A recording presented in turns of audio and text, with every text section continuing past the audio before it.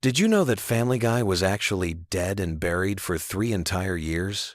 And when it came back from the grave, it changed television forever in ways you probably never realized?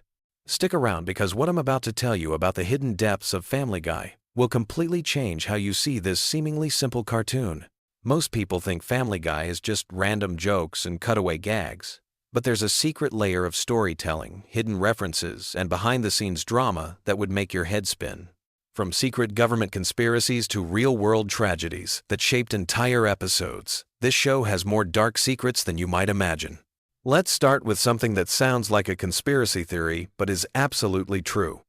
Family Guy predicted major world events with scary accuracy. And I'm not talking about lucky guesses. We're talking about specific details that aired months or even years before they actually happened in real life. Remember the episode where Peter accidentally damages a bridge? That episode aired in 2005, showing a bridge collapse in remarkable detail. Less than 2 years later, the Minneapolis bridge collapse happened in almost identical circumstances. Coincidence? Maybe. But wait, there's more. The show also depicted airport security scenarios that became reality after major policy changes. Episodes showing specific security procedures aired before those exact procedures were implemented in real airports. Either Seth MacFarlane is a time traveler, or the writers were paying very close attention to patterns most people missed. But here's where it gets really weird. The show once depicted a very specific type of terrorist attack involving planes, and this aired before certain real-world events that I can't get too detailed about without this video getting demonetized. The point is, Family Guy wasn't just making random jokes about current events. They were somehow tapping into the collective unconscious of what was coming next. Now let's talk about the show's death and resurrection, because this story is wilder than any episode plot. Family Guy was canceled in 2002 after just 3 seasons. Fox executives thought it was done forever, but here's what they didn't expect. The DVD sales went absolutely insane. People were buying Family Guy DVDs like crazy, and more importantly, Adult Swim started running reruns that pulled in massive ratings. Fox realized they had made a huge mistake. The show wasn't just popular. It was building a cult following that was growing stronger every day it was off the air. When Family Guy came back in 2005, something had fundamentally changed. The writers knew they had been given a second chance, and they went absolutely wild with it. The humor got darker, the references got more obscure, and they started breaking the fourth wall in ways that no animated show had ever done before. But here's the part that most fans don't know. The cancellation and resurrection created a split personality within the show itself. There's pre-cancellation Family Guy and post-cancellation Family Guy, and they're almost like 2 different shows entirely. Pre-cancellation Family Guy was more grounded. Sure, it was weird, but the characters felt like real people with real problems. Post-cancellation Family Guy became something else entirely. It became a commentary on television itself. A show that was constantly aware it was a show. This shift created what television historians now call the meta-revolution. Family Guy showed other animated shows that you could break every rule, reference your own existence, and make fun of the very network that pays you and still be successful. South Park, Rick and Morty, and countless other shows followed this blueprint. Speaking of breaking rules, let's talk about the episodes that almost didn't make it to air. There's a whole vault of Family Guy content that was deemed too controversial, too dark, or too legally problematic to broadcast. Some of these episodes have become legendary among fans who have never seen them. One infamous episode dealt with a real-world tragedy in such a specific way that it would have caused massive backlash. The episode was fully animated, voiced, and scored, but it was pulled at the last minute. Only a handful of people have ever seen it, and they're bound by non-disclosure agreements. Another banned episode featured a storyline that involved real political figures in scenarios that would have caused international incidents. The legal department shut it down so hard that even mentioning specific details could result in lawsuits. But here's what's fascinating about these banned episodes. They show just how far Seth MacFarlane and his team were willing to push boundaries. They weren't just making a cartoon. They were conducting social experiments to see what society would tolerate. This brings us to one of the most interesting aspects of Family Guy lore. The the show's relationship with censorship and standards. Every episode that makes it to air represents hundreds of battles fought behind the scenes between the writers and network executives. The writers developed an elaborate system for getting controversial content past the censors. They would intentionally include material they knew would be rejected, so that when they fought to keep the stuff they really wanted, it would seem reasonable by comparison.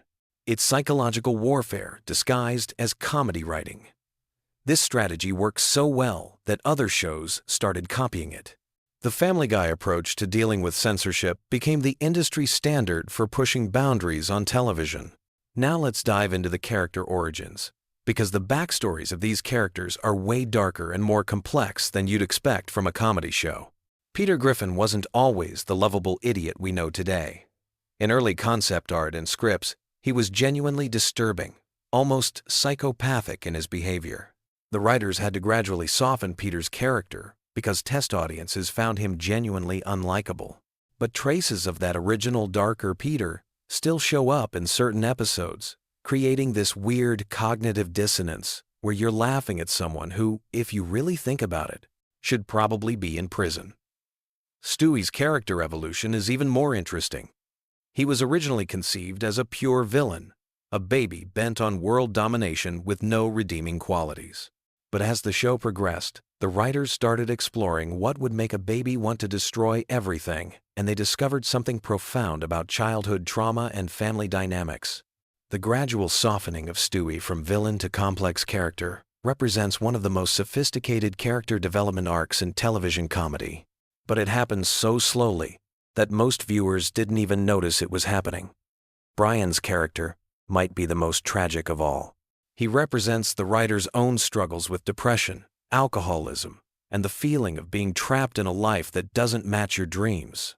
Every time Brian has an existential crisis, it's the writers working through their own psychological issues on screen.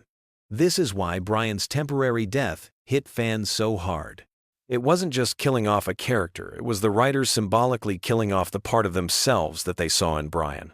When they brought him back, it represented their own decision to keep fighting through depression and creative frustration. The show's relationship with its own success is another layer of complexity that most fans miss. Family Guy became so popular that it started influencing real-world culture, but this success created a feedback loop that began changing the show itself.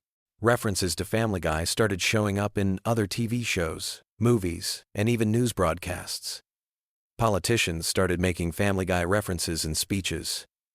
The show went from commenting on culture to actually shaping culture, and this shift is reflected in the later seasons. The writers became increasingly aware that they were creating cultural touchstones, and this awareness changed how they approached comedy. Jokes that might have been throwaway gags in early seasons became carefully crafted cultural commentary in later seasons. This evolution created what media scholars call the recursive effect, where a piece of media becomes so influential that it starts commenting on its own influence. Family Guy didn't just break the fourth wall, it demolished the entire theater. Let's talk about the real-world consequences of Family Guy's cultural impact. The show has been credited with changing how people communicate, particularly in how they use pop culture references in everyday conversation. Before Family Guy, pop culture references in conversation were usually recent and obvious. After Family Guy, people started making increasingly obscure references, creating entire conversations that were essentially elaborate chains of cultural callbacks. This changed how humor works in social situations. The show also influenced how other media uses cutaway gags and non sequiturs. Everything from commercials to political campaigns started using Family Guy-style random humor to grab attention and create memorable moments.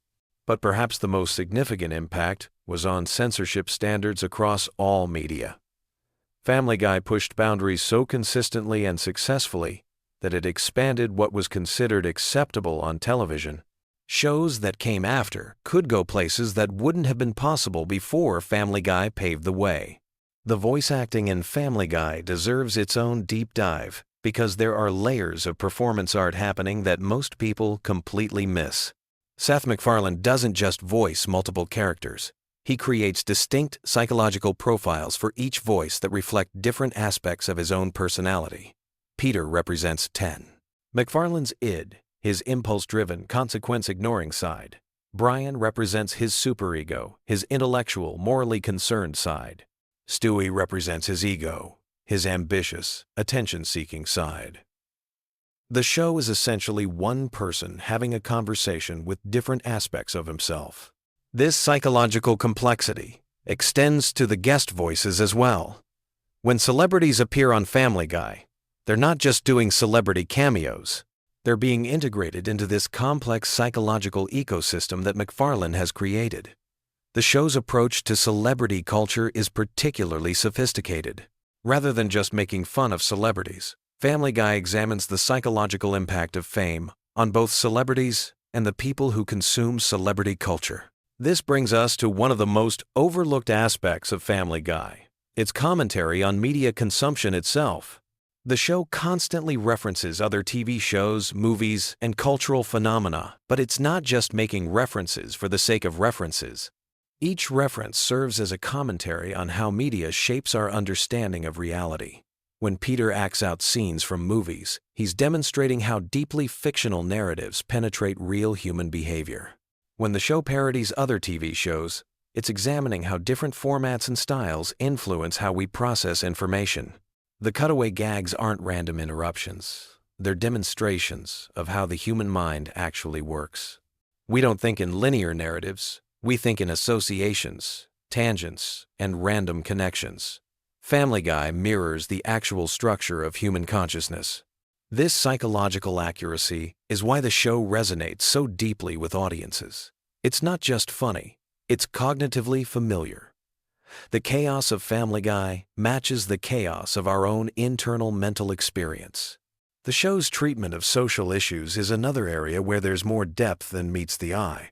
While Family Guy often appears to make jokes at the expense of sensitive topics, careful analysis reveals a more complex approach to social commentary. The show uses humor to make serious points more palatable, but it also uses humor to expose the absurdity of certain social attitudes. When characters make prejudiced statements, they're usually portrayed as idiotic or ignorant, effectively undermining the attitudes they're expressing. This technique allows the show to address controversial topics without preaching, but it also creates ambiguity about what the show actually believes. This ambiguity is intentional, forcing viewers to think critically about the issues being presented rather than passively accepting predetermined conclusions.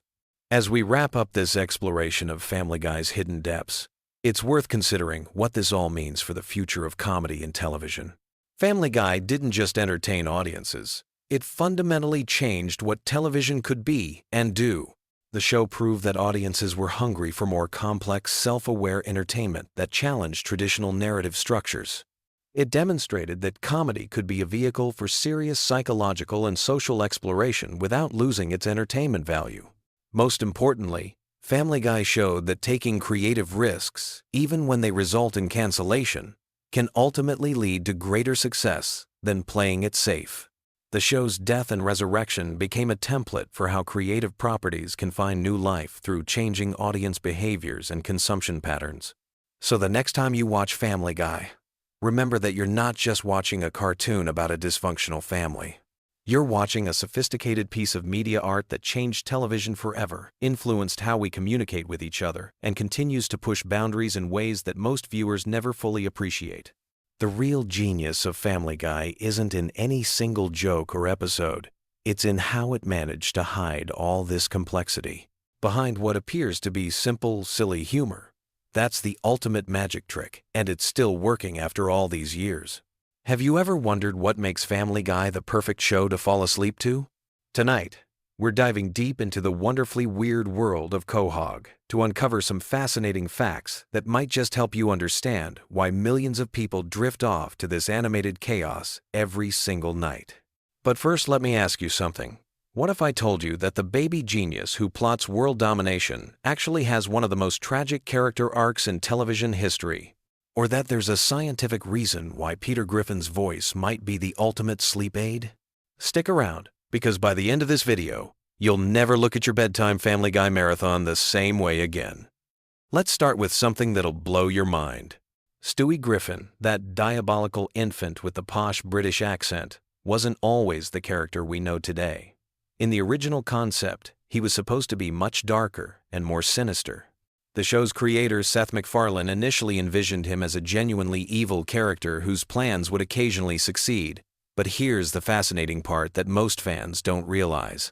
Stewie's entire personality is built on a foundation of insecurity and loneliness that makes him oddly relatable, especially during those late-night viewing sessions when you're feeling a bit isolated yourself. The genius baby's accent tells us everything we need to know about human psychology. In one of the show's most revealing moments, Stewie admits in therapy that his British accent is completely fake. He adopted it to sound smarter and more sophisticated than everyone around him. It's essentially vocal armor designed to protect his vulnerable core. This resonates with so many viewers because we all put on masks to hide our insecurities. When you're lying in bed at 3 in the morning, there's something comforting about a character who's also struggling with authenticity. But here's where it gets really interesting. The show deliberately keeps it ambiguous whether other characters can actually understand Stewie. Sometimes they respond to him. Sometimes they completely ignore his elaborate monologues about world domination. This creates a dreamlike quality that perfectly mirrors the state between waking and sleeping. Your brain doesn't have to work too hard to follow rigid logic because the show itself operates on dream logic. Speaking of dream logic, let's talk about the show's relationship with time and reality.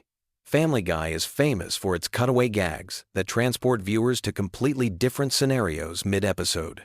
One moment Peter is arguing with Lois about dinner. The next moment we're watching a historical flashback about Napoleon's bathroom habits. These rapid shifts in context actually mimic the way our minds work when we're falling asleep, jumping from thought to thought without linear connection. The show's approach to continuity is another sleep-inducing factor. Characters die and come back to life, major events get completely forgotten by the next episode, and the family somehow never ages despite running for over 2 decades. This lack of consequences creates a safe space for your mind. You don't need to worry about emotional investment or following complex storylines. It's mental comfort food. Now let's examine the voice acting, because this is where the science gets really interesting. Seth MacFarlane voices multiple main characters, including Peter, Brian, and Stewie. The consistency of hearing the same vocal patterns creates a subconscious sense of familiarity and safety. Peter's voice in particular has a rhythmic, almost hypnotic quality that many sleep specialists would recognize as naturally soothing. The slight nasal tone and steady pacing can actually help regulate breathing patterns.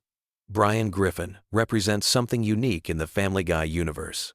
As the talking dog who serves as the show's voice of reason, he often delivers philosophical observations and cultural commentary. But here's what makes him perfect for sleep viewing.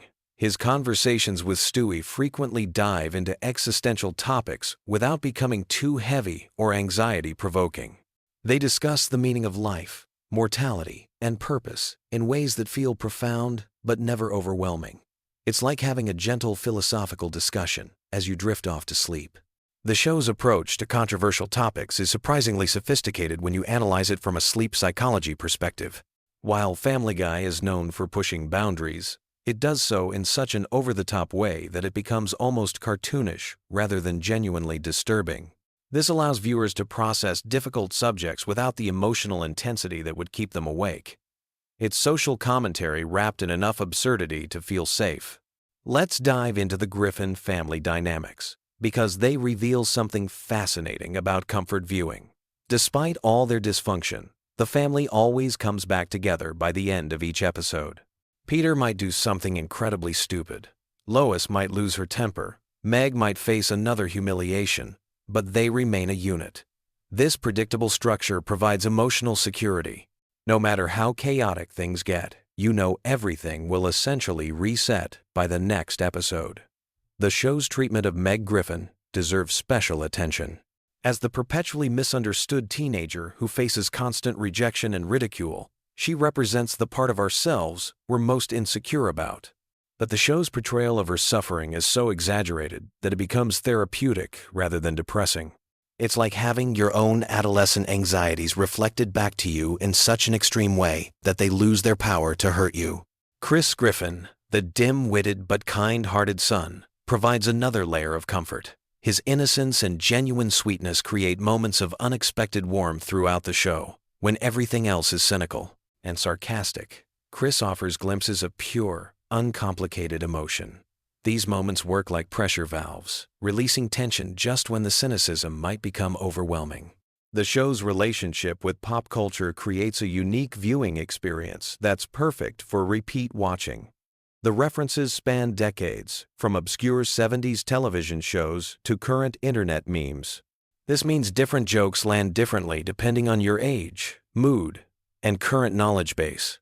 You can watch the same episode multiple times and discover new layers, but the discovery process is gentle and rewarding rather than demanding. Family Guy's animation style contributes to its sleep-friendliness in subtle but important ways. The character designs are simple and rounded, avoiding sharp angles or jarring visual elements that might startle viewers. The color palette is warm and familiar, dominated by the cozy yellows and browns of the Griffin home. Even during action sequences or fantastical cutaways, the visual style remains consistent and non-threatening. The show's musical elements deserve recognition too. From Stewie and Brian's elaborate musical numbers to Peter's improvised songs, music is woven throughout the series in ways that create rhythm and flow. These musical interludes often serve as natural breaking points, giving your brain permission to zone out or drift away. The songs are catchy enough to be memorable, but rarely complex enough to demand active listening. One of the most brilliant aspects of Family Guy's sleep appeal is its relationship with repetition. The show has been running for so long that certain gags and character interactions have become ritualistic. Peter fighting the giant chicken, Stewie's elaborate revenge plots against Lois, Brian's pretentious literary aspirations. These recurring elements create a sense of familiarity that can be deeply comforting for regular viewers. The show's approach to violence is another key factor. While there's plenty of cartoon violence, it's always presented in such an unrealistic way that it never feels genuinely threatening. Characters get blown up, shot, crushed, and dismembered, only to appear completely fine in the next scene. This consequence-free violence allows viewers to experience excitement and tension without any lasting anxiety. Let's talk about the show's treatment of mortality, because this might be the most important element for sleep viewing. Death appears frequently in Family Guy, but it's always treated as either temporary or comedic rather than genuinely tragic. Characters die and return, discuss death casually, and face mortal peril without real consequences. For viewers dealing with their own mortality anxieties, especially late at night, this approach can be surprisingly therapeutic. The writing style of Family Guy creates a unique rhythm that mirrors natural sleep patterns. Episodes often start with high-energy scenarios that gradually wind down through various subplots and cutaways. By the time you reach the resolution, the pacing has naturally slowed, making it easier to transition into actual sleep. It's like the show is designed to help you power down. Family Guy's relationship with nostalgia is complex and comforting. The show constantly references and parodies elements from decades past, creating a sense of collective cultural memory. Whether it's a reference to an 80s movie, a 70s television show, or a 90s commercial, these callbacks create connections to simpler times. For many viewers, this nostalgic element provides emotional comfort that eases the transition to sleep. The show's approach to relationships and romance offers another layer of sleep-friendly content. Despite all the dysfunction and crude humor, there are genuine moments of love and connection between characters. Peter and Lois, despite their constant conflicts, clearly love each other. Stewie and Brian, despite their differences, have formed an everyday, unlikely but deep friendship. These relationship dynamics provide emotional warmth without demanding too much investment. Here's something most people don't realize about Family Guy's structure. The show operates on multiple levels of engagement. You can watch it as pure background noise, letting the familiar voices and music wash over you. You can engage with the surface-level humor and sight gags. Or you can dive deep into the cultural references and character development. This flexibility makes it perfect for different stages of falling asleep. The show's treatment of everyday situations is particularly sleep-friendly. Many episodes revolve around mundane domestic issues like household chores, neighbor disputes, or family dinners that somehow spiral into elaborate adventures. But no matter how wild things get, they always return to the familiar setting of the Griffin home. This creates a sense of adventure within safety, excitement within security. Family Guy's approach to current events and social issues provides another comfort layer. The show comments on politics, social trends, and cultural phenomena, but always through the lens of cartoon absurdity. This allows viewers to engage with real-world concerns without the anxiety that usually accompanies such topics. It's like having a pressure release valve for contemporary stress. The show's episodic nature means you never have to worry about missing crucial plot developments if you fall asleep mid-episode. While there are occasionally multi-part episodes or recurring storylines, the vast majority of episodes are self-contained. This removes the anxiety about keeping up with complex narratives and allows your mind to relax completely. As we wrap up this deep dive into why Family Guy has become the ultimate sleep companion for millions of viewers, remember that comfort viewing is a deeply personal experience. What works for one person might not work for another, but there's something undeniably special about a show that can make you laugh, think, and ultimately feel at peace, all within the span of 22 minutes. The genius of Family Guy as a sleep aid lies in its perfect balance of engagement and relaxation. It's stimulating enough to occupy your conscious mind and prevent anxious thoughts from taking over, but familiar and comforting enough to allow your subconscious to begin the journey towards sleep. Whether you're drawn to Stewie's elaborate schemes, Peter's childlike wonder, or Brian's philosophical musings, there's something in this animated chaos for everyone. So the next time you find yourself reaching for that remote at bedtime, remember that you're not just choosing mindless entertainment. You're selecting a carefully crafted comfort blanket that's helped millions of people transition from the stresses of the day into peaceful rest. Sweet dreams, and remember, in Quahog, everything always works out in the end. Picture this. It's 2 a.m. You're tossing and turning, unable to fall asleep. Your mind is racing with thoughts about tomorrow's responsibilities, that awkward conversation from 3 weeks ago, and whether you left the stove on. What you need isn't another meditation app or white noise machine. You need something perfectly mundane, yet oddly fascinating. You need random Family Guy facts that will occupy just enough of your brain to let sleep creep in without being so exciting that they keep you awake. Tonight we're diving into the wonderfully weird world of Quahog, with facts so specific and delightfully pointless that they'll have you drifting off faster than Peter Griffin at a feminist poetry reading. Let's start with something that sounds completely made up but is absolutely real. The chicken fights between Peter Griffin and Ernie the Giant Chicken have collectively lasted over 20 minutes of screen time across all episodes. 20 minutes. That's longer than most sitcom episodes dedicate to their main plot. These epic battles began over something so ridiculously petty that it perfectly encapsulates the show's absurdist humor. An expired coupon. Not a life-changing amount of money, not a family heirloom, but a piece of paper that saves you maybe 50 cents on chicken feed. Yet this trivial dispute has spawned some of the most elaborate and destructive fight sequences in television history. The creators didn't plan for these fights to become a recurring element. The first chicken fight was supposed to be a one-off gag, but audience response was so positive that it became a signature element of the show. Each subsequent battle had to top the previous one in terms of scope and destruction. They've fought in the streets, crashed through buildings, battled in the sky, and even taken their conflict underwater. The animators spend weeks choreographing these sequences, treating them with the same attention to detail that major studios reserve for blockbuster action films. Here's something that might surprise you about the show's production process. Every episode of Family Guy requires approximately 15,000 individual drawings. In the digital age, this seems almost quaint, but the show maintains a hand-drawn aesthetic that demands incredible attention to detail. Each character's movement, each facial expression, each background element starts as a pencil sketch. The animators have developed shortcuts and techniques over the years, but the fundamental process remains surprisingly labor-intensive. The voice actors record their lines before any animation begins, which means the animators have to match the drawings to the vocal performances rather than the other way around. This creates some interesting challenges.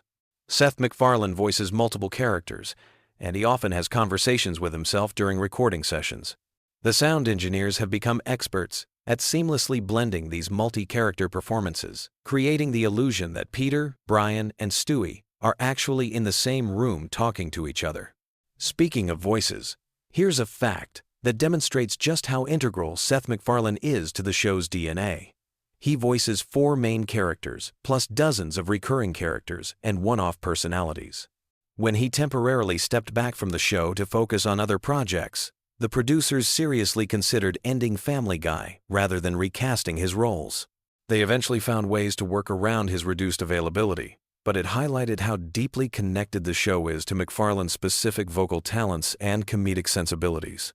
The show's relationship with censorship has produced some genuinely bizarre situations over the years.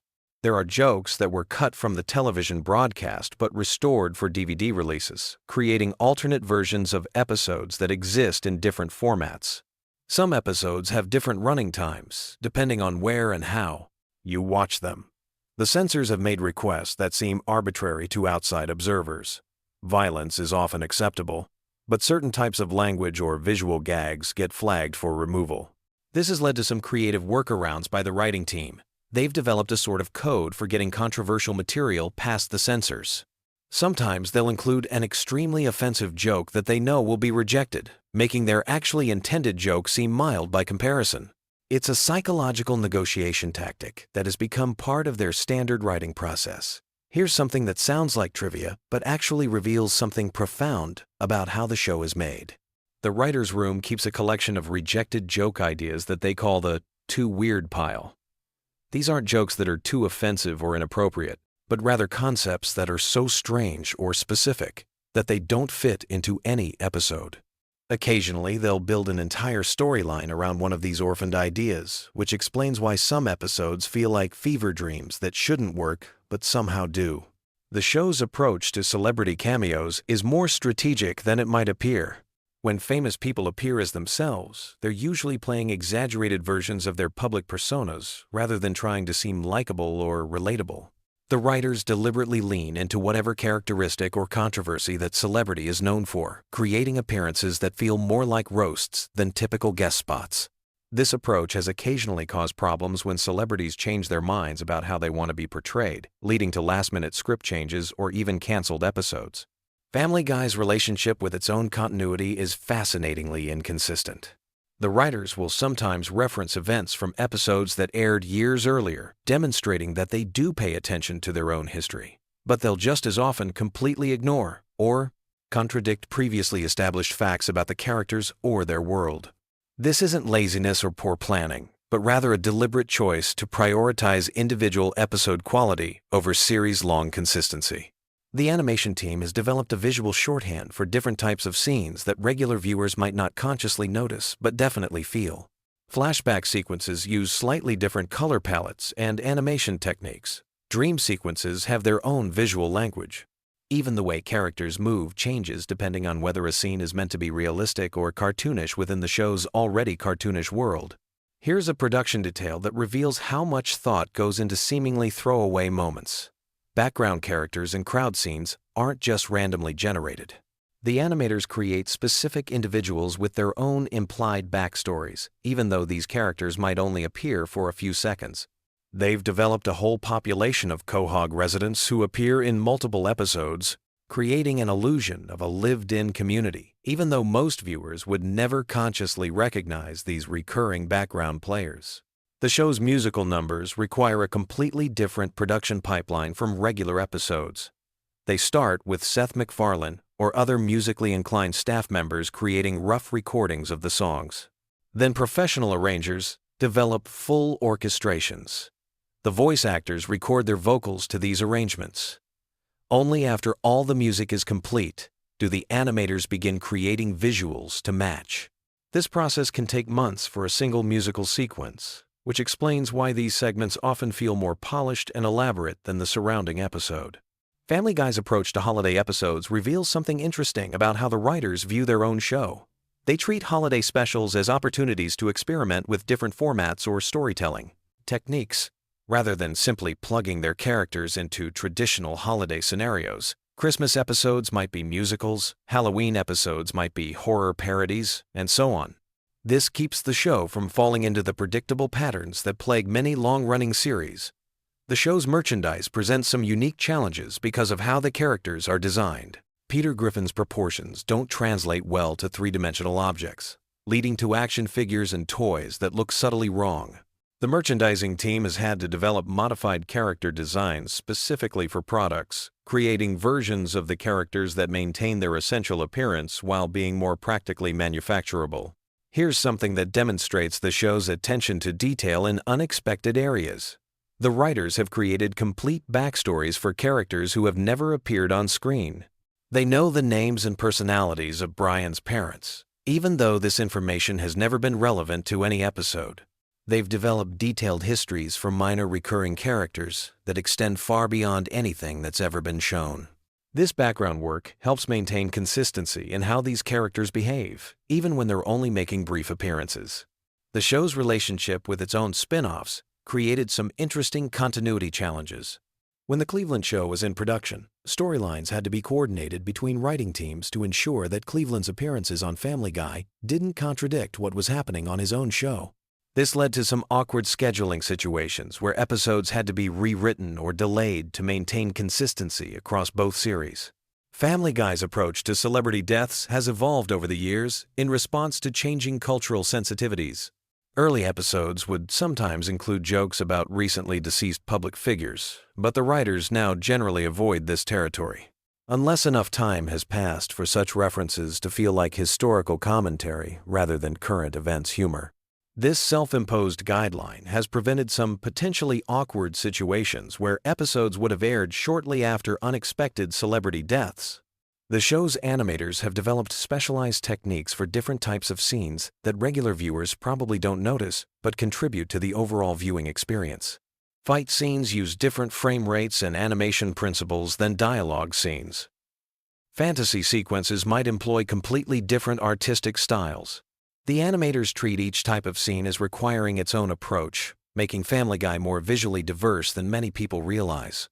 Here's a fact that illustrates how deeply the show has embedded itself in popular culture.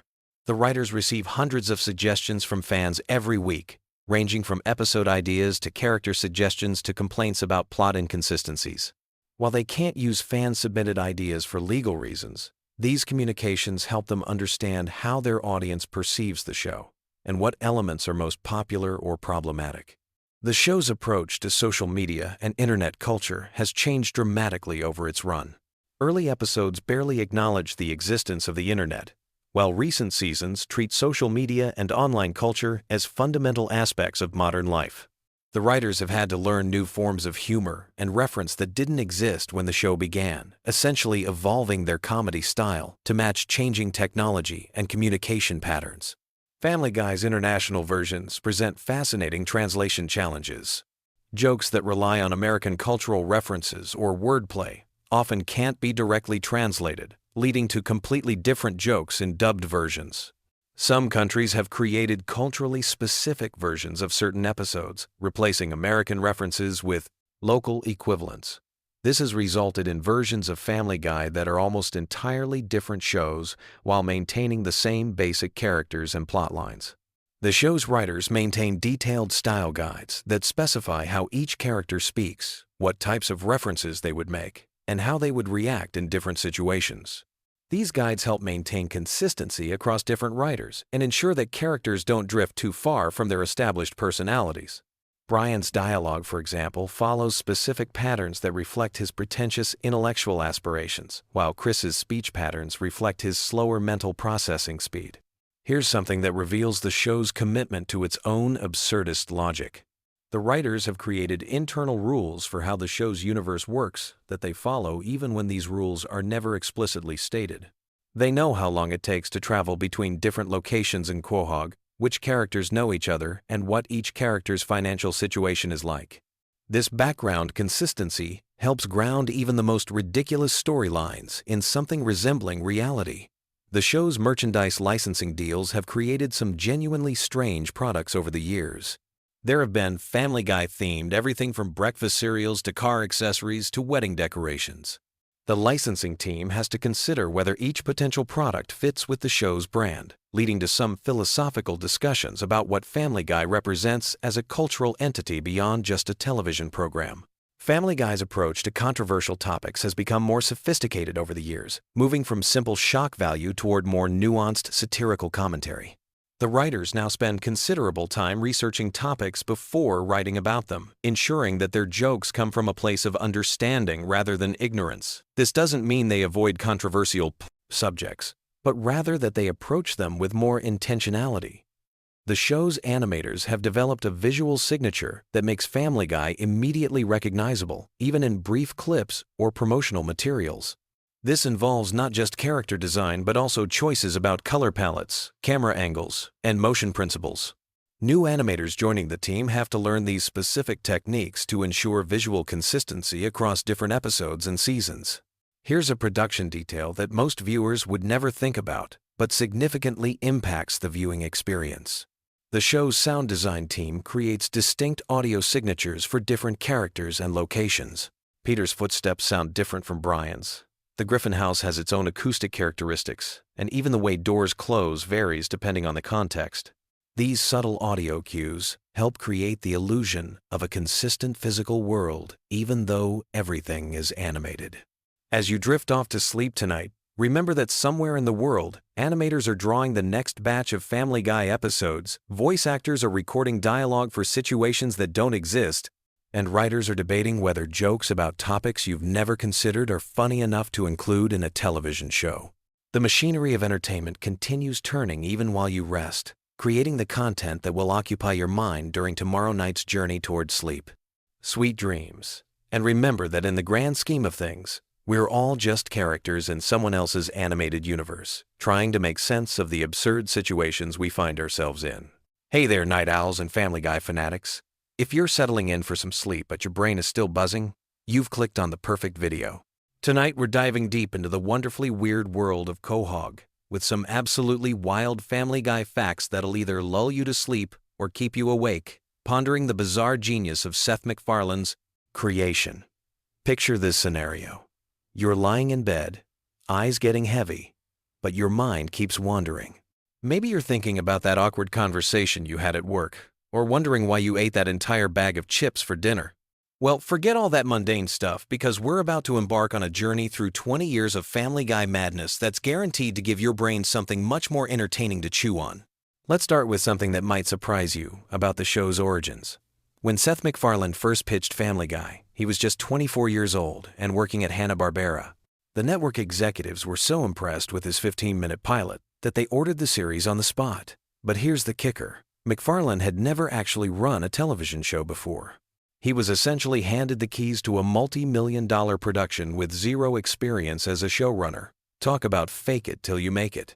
Speaking of MacFarlane, did you know he was supposed to be on one of the planes that hit the World Trade Center on September 11th? He had a ticket for American Airlines Flight 11, but overslept after a night of drinking and missed the flight by just 10 minutes. When he arrived at the airport and learned what had happened, he realized how close he'd come to never creating the Griffin family we know and love today.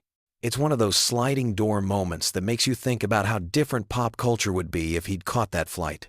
Now let's talk about Brian Griffin, the family's intellectual dog who walks on two legs and drives a Prius.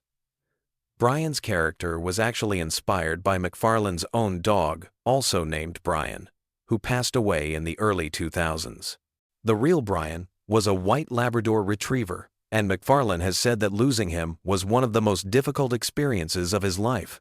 When the show temporarily killed off cartoon Brian in 2013, the fan backlash was so intense that MacFarlane received death threats. People were legitimately angry about a fictional dog's death, which says something about how attached viewers had become to these animated characters.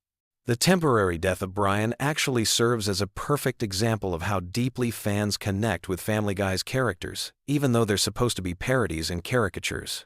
When Brian was hit by a car and replaced by a new dog named Vinny, voiced by Tony Sirico from The Sopranos, social media exploded with outrage.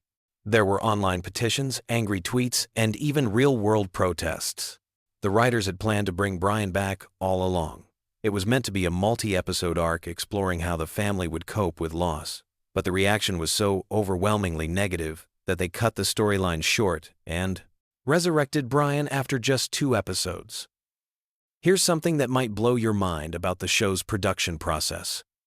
Each episode of Family Guy takes approximately 10 months to create, from start to finish. That means when you're watching a new episode that just aired, the writers were working on the initial script almost a year ago.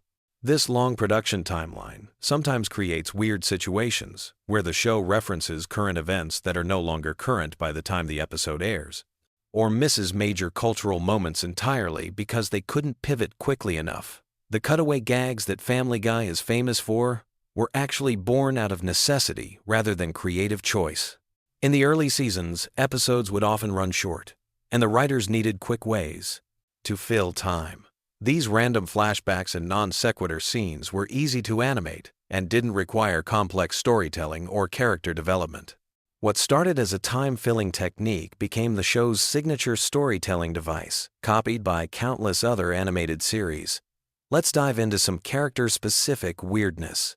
Stewie Griffin's distinctive football-shaped head wasn't originally intended to be football-shaped at all. McFarlane has said that Stewie's head design was meant to evoke a more oval, egg-like shape that would make him look unnatural and slightly alien.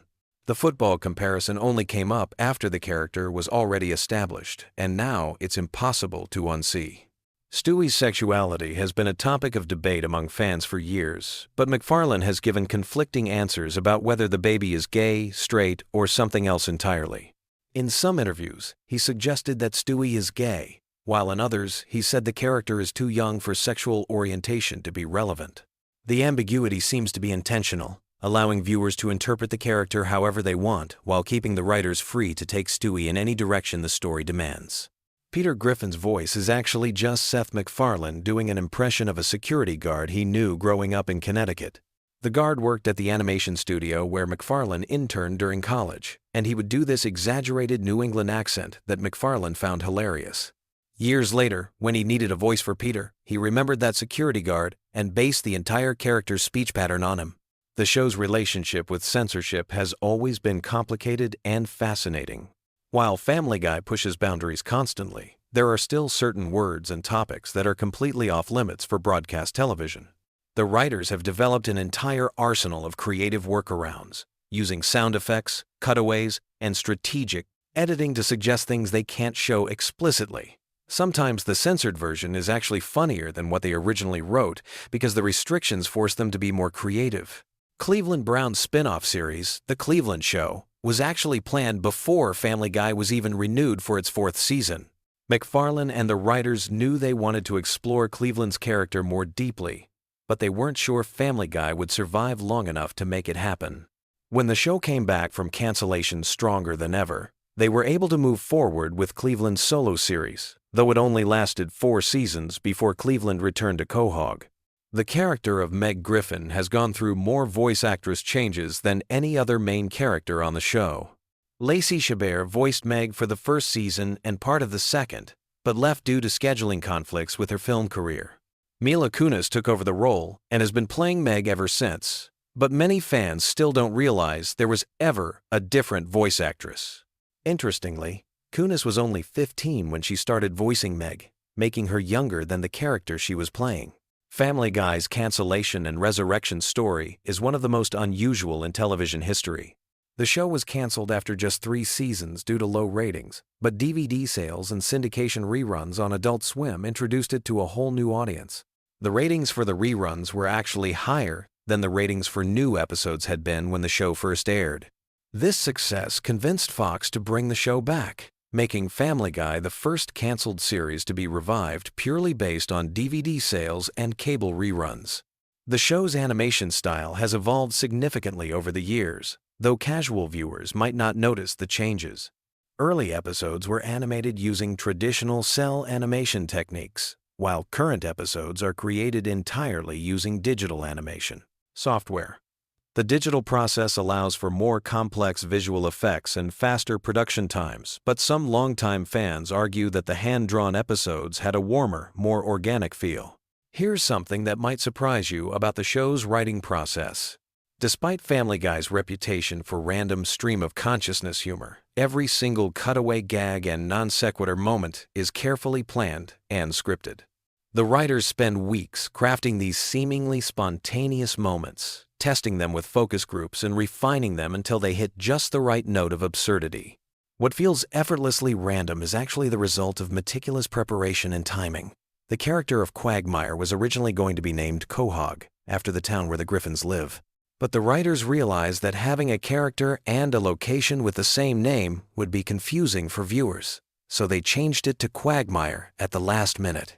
The name Quagmire is actually a play on words, combining the idea of being stuck in a difficult situation with the character's, shall we say, adventurous romantic life. Death, the Grim Reaper character who occasionally appears on the show, was voiced by Norm Macdonald in his early appearances. Macdonald's deadpan delivery was perfect for the role, but scheduling conflicts meant he couldn't continue voicing the character regularly. Adam Carolla took over the role for several episodes before it eventually went to other voice actors. Death's inconsistent voice casting reflects one of the challenges of using celebrity guest stars for recurring characters. The show has featured some truly bizarre celebrity cameos over the years, but one of the strangest was Rush Limbaugh playing himself in an episode where Brian becomes conservative. Limbaugh recorded his lines during a commercial break of his radio show, and the writers had to work around his limited availability by keeping his dialogue minimal and straightforward. The episode aired during the height of Limbaugh's popularity, and his appearance generated significant media attention. Family Guy's approach to continuity is deliberately inconsistent, which allows the writers tremendous creative freedom, but sometimes confuses viewers who are paying close attention. Characters die and come back to life. Major events happen and are never mentioned again. And the timeline of the show makes absolutely no sense if you try to analyze it logically. This isn't accidental. The writers have explicitly said they prioritize individual episode quality over long-term story coherence. The show's merchandising success has been almost as impressive as its television ratings. Family Guy merchandise has generated hundreds of millions of dollars in revenue, with everything from t-shirts and coffee mugs to video games and board games. The talking plush toys of Stewie and Brian were particularly popular, though they had to be carefully programmed to avoid saying anything too inappropriate for younger children who might play with them. One of the most interesting aspects of Family Guy's production is how they handle controversial episodes.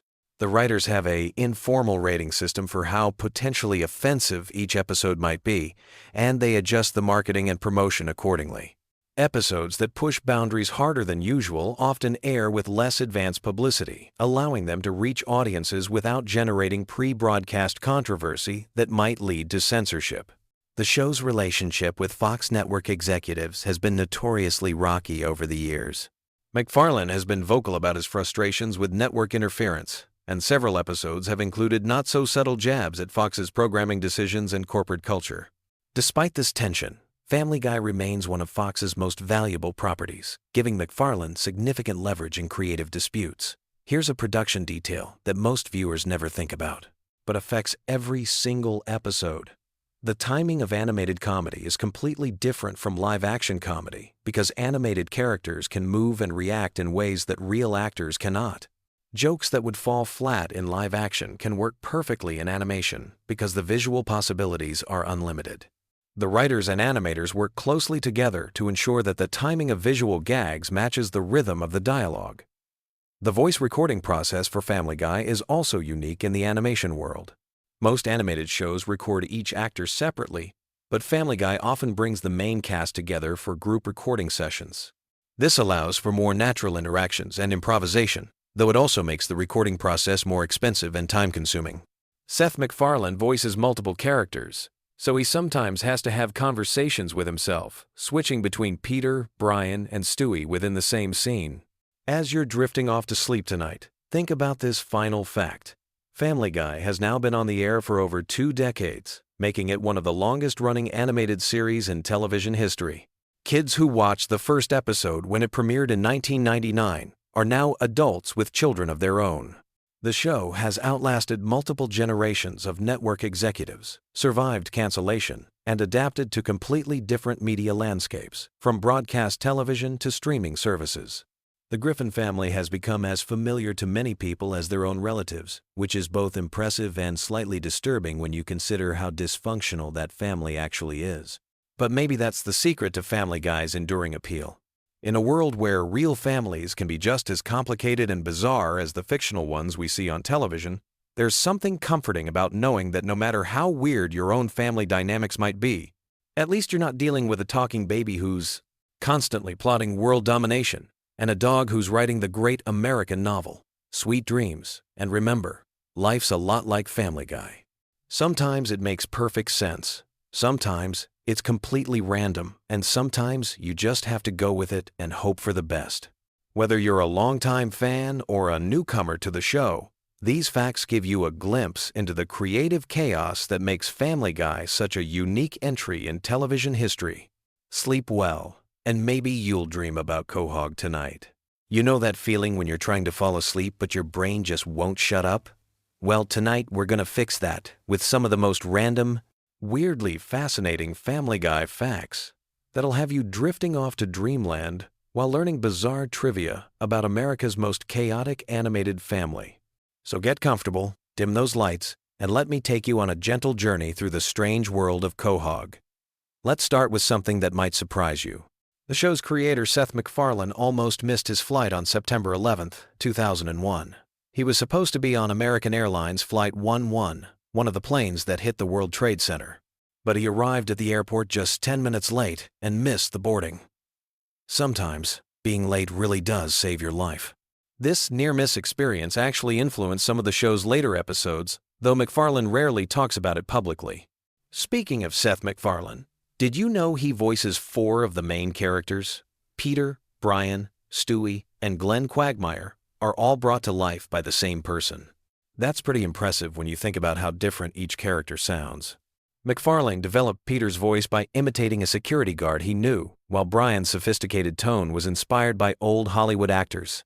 Stewie's accent, meanwhile, was based on Rex Harrison's performance in My Fair Lady. Here's something that might help you sleep better knowing it exists.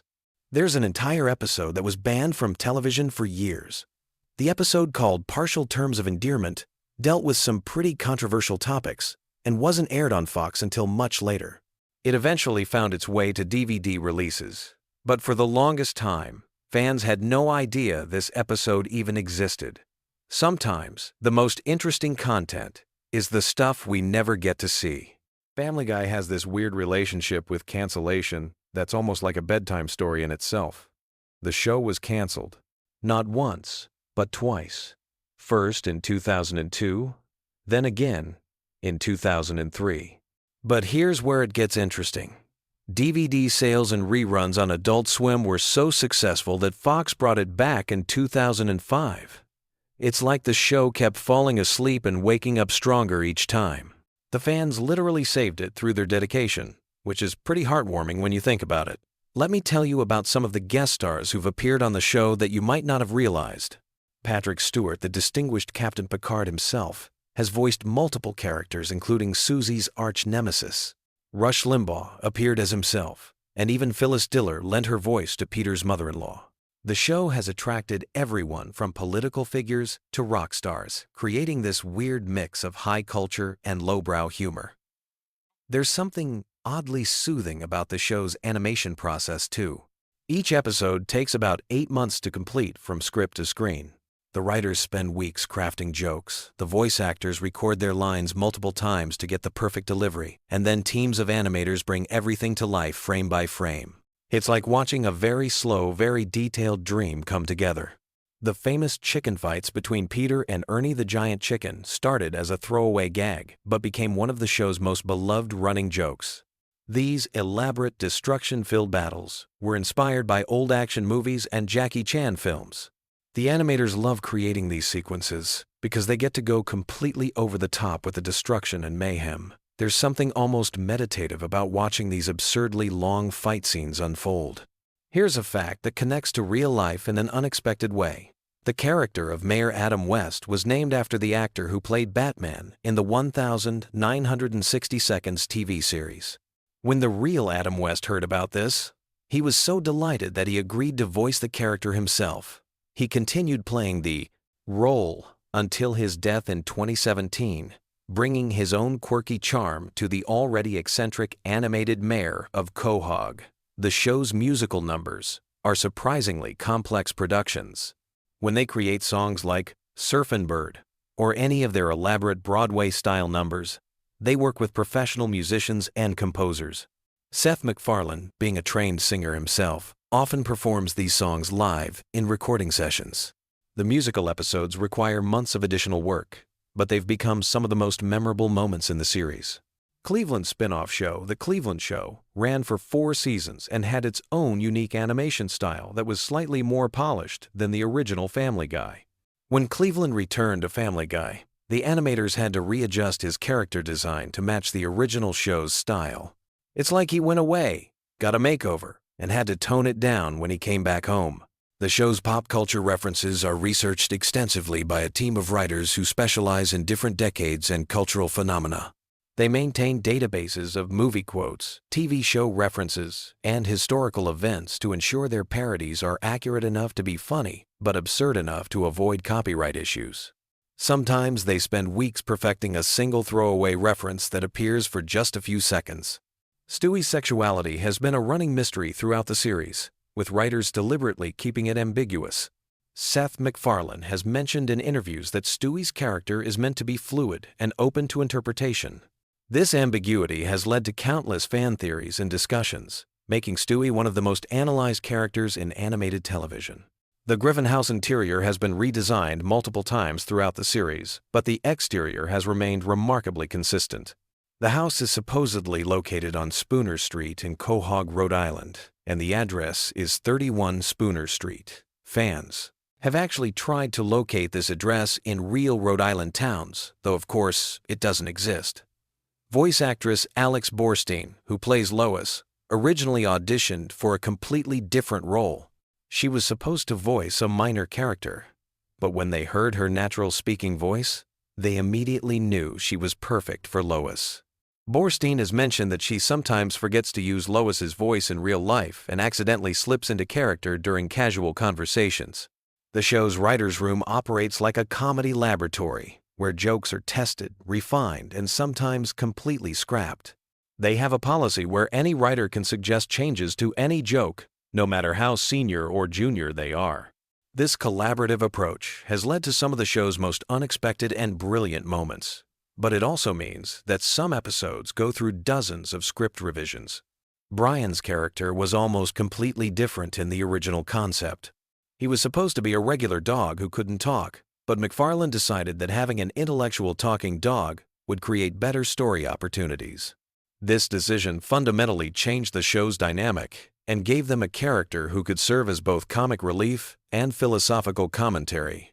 The infamous Conway Twitty segments, where the show would cut to footage of the real country singer performing entire songs, were actually created as time fillers when episodes ran short. These segments became so popular with fans that the writers started including them intentionally, turning what was essentially animated dead air into a beloved recurring gag. Quagmire's character was inspired by radio DJs from the 1950 seconds and 1960 seconds who had that smooth, slightly sleazy on-air personality. Seth MacFarlane studied old radio shows and interviews to develop Quagmire's distinctive speaking style and his catchphrase, "giggity giggity." The character's appearance was based on classic cartoon characters, but with a modern twist that made him both nostalgic and contemporary. The show's relationship with censorship is fascinating. The writers often create jokes specifically designed to test the boundaries of what they can get away with on television. They'll write multiple versions of controversial scenes, knowing that some will be cut but hoping that the milder versions will make it to air. It's like an ongoing negotiation with the censors through comedy. Family Guy was one of the first animated shows to embrace internet culture and memes before most people knew what memes were. The writers were early adopters of online humor and would incorporate internet jokes into episodes months before they became mainstream. This forward-thinking approach helped keep the show relevant to younger audiences who were spending more time online. The character of Herbert the Pervert was originally supposed to appear in just one episode, but his distinctive voice and creepy personality made him an unexpected fan favorite. The voice actor Alex Borstein came up with Herbert's characteristic whistle and speech pattern on the spot during recording, and it became such an integral part of the character that they couldn't imagine him any other way. Did you know that several Family Guy episodes have been turned into actual comic books. These comics expand on storylines from the show and sometimes feature adventures that would be too expensive to animate. The comic book format allows the writers to explore more complex storylines and include visual gags that might not work as well in animation. The show's approach to celebrity deaths is uniquely irreverent. When famous people pass away, the writers often create memorial segments that are simultaneously respectful and absurd. They've developed a reputation for handling these situations with a mix of genuine tribute and satirical commentary that somehow works better than it should. Joe Swanson's character was created specifically to address representation of disabled characters in animation, but the writers were careful not to make his disability the only thing that defines him. They wanted to show that wheelchair users could be action heroes, fathers, and complex characters with their own storylines and personality quirks that had nothing to do with their physical limitations. The show's animation studio has created detailed model sheets for background characters who appear for just a few seconds. They believe that consistency in character design, even for minor roles, helps create a more believable world. Some of these background characters have their own names and backstories that never make it into episodes but help the animators understand their roles in Quahog's community. Family Guy's impact on internet culture extends beyond just memes and references. The show pioneered the use of cutaway gags, which became a template for online content creators who needed to create short, punchy comedy segments. Many YouTube comedians cite Family Guy's editing style as an influence on their own work. The series has been translated into dozens of languages, and each version faces unique challenges in adapting American cultural references for international audiences. In some countries, entire storylines have been changed to make them more culturally relevant, while maintaining the show's essential humor and character dynamics. As you drift off to sleep tonight, remember that Family Guy represents something uniquely American about comedy: the ability to find humor in absolutely everything, from the mundane details of suburban life to the biggest questions about existence and meaning. The show's creators understood that laughter can be found anywhere if you're willing to look for it, and sometimes the most random, unexpected moments become the ones we remember most fondly. Sweet dreams, and may your own family adventures be slightly less chaotic than the Griffin's. Ever find yourself tossing and turning at night, your brain buzzing with random thoughts? Well, tonight we're diving into something that'll either put you right to sleep or keep you awake with fascinating tidbits about one of television's most controversial animated families. Get comfortable, dim those lights, and let me share some incredibly random Family Guy facts that'll drift through your mind like counting sheep. Picture this. It's 1999, and television is about to change forever. A brand new animated show is about to premiere that would become one of the most talked about series in entertainment history. But here's something most people don't know.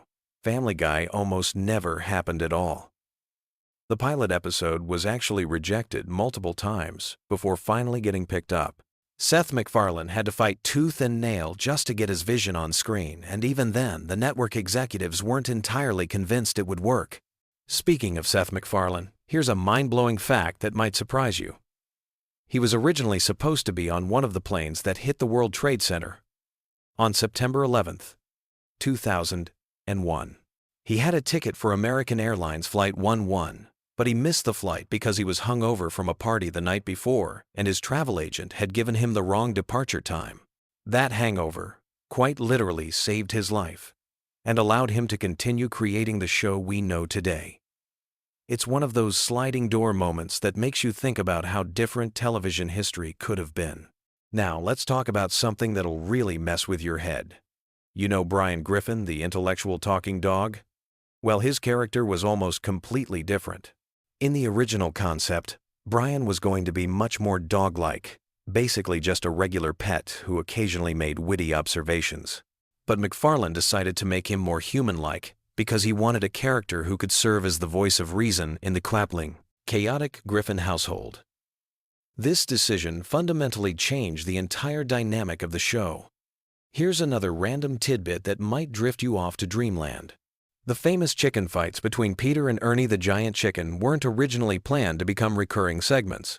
The first chicken fight was just supposed to be a one-off gag in Season 2.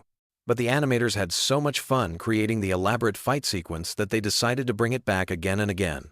These fights became so popular that they're now considered one of the show's signature elements, even though they started as basically an inside joke among the production team. You know those cutaway gags that Family Guy is famous for? The ones that start with, "This is worse than that time when," or "Remember when?" Well, here's something fascinating about how they came to be. MacFarlane got the idea from old variety shows and comedy sketches he watched as a kid. He wanted to create something that felt like channel surfing, where you'd suddenly jump to a completely different scene or time period without warning. The writing team actually keeps a massive database of potential cutaway gags, and they have hundreds of unused ideas just sitting there waiting for the right episode. Let me tell you about something that happened during the show's darkest period. When Family Guy was canceled in 2002 after just 3 seasons, something unprecedented occurred. The show's reruns on Adult Swim became so popular that they actually brought in higher ratings than most news shows on primetime television. This had never happened before in television history. A canceled show was literally outperforming current programming just through reruns. The DVD sales were breaking records too, which ultimately convinced Fox to bring the show back from the dead.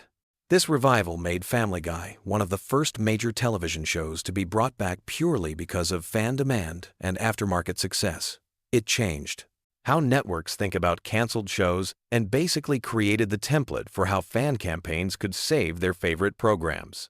Pretty remarkable when you think about how social media wasn't even a factor back then. This was all done through word of mouth, online forums, and DVD purchases. Here's a random fact about Stewie Griffin that might surprise you. His distinctive football-shaped head wasn't originally designed that way. The early character sketches showed him with a more traditionally round baby head. But MacFarlane kept adjusting the proportions, making the head more and more elongated because he thought it made Stewie look more sinister and alien-like. The final design was actually inspired by the shape of a rugby ball, which MacFarlane thought gave Stewie a more intellectual, almost extraterrestrial appearance. Speaking of Stewie, his accent is another interesting story. MacFarlane originally performed the character with a standard American accent, but during recording sessions, he started experimenting with different voices. The posh British accent that became Stewie's trademark was actually inspired by Rex Harrison's performance as Professor Higgins in My Fair Lady. MacFarlane thought the sophisticated accent would create a funny contrast with Stewie being just a baby, and it became one of the character's most distinctive features. Now here's something that'll really blow your mind about the show's production process. Each episode of Family Guy takes approximately 8 to 10 months to complete from start to finish. That means the episodes you're watching tonight were actually being worked on almost a year ago. The animation process is incredibly complex, with each episode requiring hundreds of individual drawings and countless hours of voice work, sound design, and editing. It's like a massive assembly line that never stops moving. The voice acting sessions are pretty fascinating too. Unlike many animated shows where actors record their Borges lines separately, the Family Guy cast often records together in the same room. This creates more natural conversations and allows the actors to play off each other's energy. Seth MacFarlane voices 4 main characters, Peter, Brian, Stewie, and Quagmire, and he often has to have conversations with himself, switching between voices mid-sentence. The other actors say it's both impressive and slightly disturbing to watch. Here's a random detail about the show's animation style. The characters are deliberately drawn with simple, clean lines because MacFarlane wanted them to be easy to animate quickly. This was partly a practical decision. More complex designs would have made production much more expensive and time-consuming. But it also gave the show a distinctive look that set it apart from more detailed animations like The Simpsons. The simplicity actually became part of the show's charm. Let's talk about something that happened behind the scenes during the show's peak years. The writing room had a very specific creative process that sounds almost ritualistic. Every morning, the writers would gather and pitch random ideas, no matter how weird or nonsensical they seemed. These brainstorming sessions could last for hours, with writers building on each other's ideas and creating increasingly elaborate scenarios. Many of the show's most memorable moments came from these spontaneous creative explosions. Here's something about the show's cultural impact that's pretty remarkable. Family Guy has been translated into dozens of languages and airs in over 100 countries worldwide. But here's the interesting part. Different countries have different censorship standards, so episodes are often edited differently depending on where they're broadcast. Some countries remove certain religious references, others cut violent scenes, and some even change dialogue to make cultural references more relevant to local audiences. The merchandising aspect of Family Guy is another fascinating rabbit hole. The show has spawned everything from action figures to breakfast cereals to mobile games, but one of the most successful merchandise lines has been the talking Stewie dolls, which were initially rejected by toy companies because they thought parents wouldn't want their children playing with a toy that made sarcastic and sometimes inappropriate comments. When they finally got produced, they became one of the best-selling animated character toys of the early 2000s. Let's drift into some trivia about the show's music. Family Guy features more original songs than most animated series, and many of them have become surprisingly popular. The song Shapoopy from the episode Mission Impossible actually led to increased sales of the original 1957 Broadway recording. Seth MacFarlane's love of classic American standards heavily influences the show's musical choices, and he often uses the characters to perform songs from the Great American Songbook. Here's something that might help you fall asleep. The show's approach to continuity is intentionally loose and dreamlike. Unlike shows that maintain strict chronological order and character development, Family Guy treats each episode almost like a separate universe. Characters die and come back, relationships reset, and events from previous episodes are often ignored completely. This was a deliberate creative choice to give writers maximum freedom to tell whatever story they wanted without being constrained by what happened before. The show's relationship with controversy has always been complex and evolving. What started as boundary-pushing humor that felt fresh and daring gradually shifted over the years, sometimes crossing lines that made even longtime fans uncomfortable. The writers have acknowledged this evolution, often using the show itself to comment on its own controversial moments. It's like the show became self-aware of its own reputation and started having conversations with its critics through the episodes themselves. As we drift toward the end of our random fact journey, here's something particularly interesting about Family Guy's place in animation history. The show arrived at a perfect moment when adult animation was just beginning to find its footing as a legitimate television genre. The Simpsons had proven that cartoons could be sophisticated and satirical, South Park had shown they could be provocative and current, and Family Guy carved out its own niche by being rapid-fire and referential in ways that felt uniquely modern. The show's influence on internet culture cannot be overstated. Long before social media memes became a cultural phenomenon, Family Guy was creating bite-sized moments of humor that people would quote and reference online. The cutaway gags, in particular, felt perfectly suited to the short attention spans and random humor that would later dominate platforms like YouTube and TikTok. In many ways, Family Guy predicted the kind of humor that would thrive in the digital age. So, as you settle into sleep tonight, remember that Family Guy represents something larger than just an animated sitcom. It's a cultural artifact that captured a specific moment in entertainment history. When television was becoming more experimental, audiences were hungry for edgier content, and creators were learning to navigate the balance between pushing boundaries and maintaining mass appeal. The show's journey from cancellation to revival to cultural phenomenon mirrors the changing landscape of television itself. Sweet dreams, and may your sleep be filled with random cutaway gags and the gentle sound of Peter Griffin's distinctive laugh echoing through your subconscious. These random facts about Family Guy have hopefully given your mind something to wander through as you drift off, proving that even animated chaos can become oddly soothing when filtered through the lens of curiosity and nostalgia. Picture this. You're lying in bed, scrolling through your phone at 2 a.m, and suddenly you're wondering about the most random Family Guy trivia that exists. Well, you've come to the right place, because tonight we're diving deep into the weirdest, most fascinating, and downright bizarre facts about everyone's favorite dysfunctional animated family, from secret voice actor connections to hidden Easter eggs that took fans decades to discover. These facts will blow your mind and give you plenty to think about as you drift off to sleep. Let's start with something that'll make you question everything you thought you knew about Peter Griffin's voice. Did you know that Seth MacFarlane actually based Peter's distinctive voice on a security guard he met while working at Hanna-Barbera? The guard had this thick New England accent that MacFarlane found absolutely hilarious, so he started imitating it during production meetings. What's even crazier is that this security guard had no idea he was the inspiration for one of television's most iconic cartoon characters, until years later when a coworker pointed it out to him. Imagine finding out that your voice became the foundation for a character watched by millions of people worldwide. Speaking of voices, here's something that might surprise you about Meg Griffin. Originally, Lacey Shaybird voiced Meg during the first season and part of the second season. But when she left to pursue other projects, Mila Kunis stepped in without anyone really noticing. The transition was so seamless that many longtime fans still don't realize there was ever a voice change.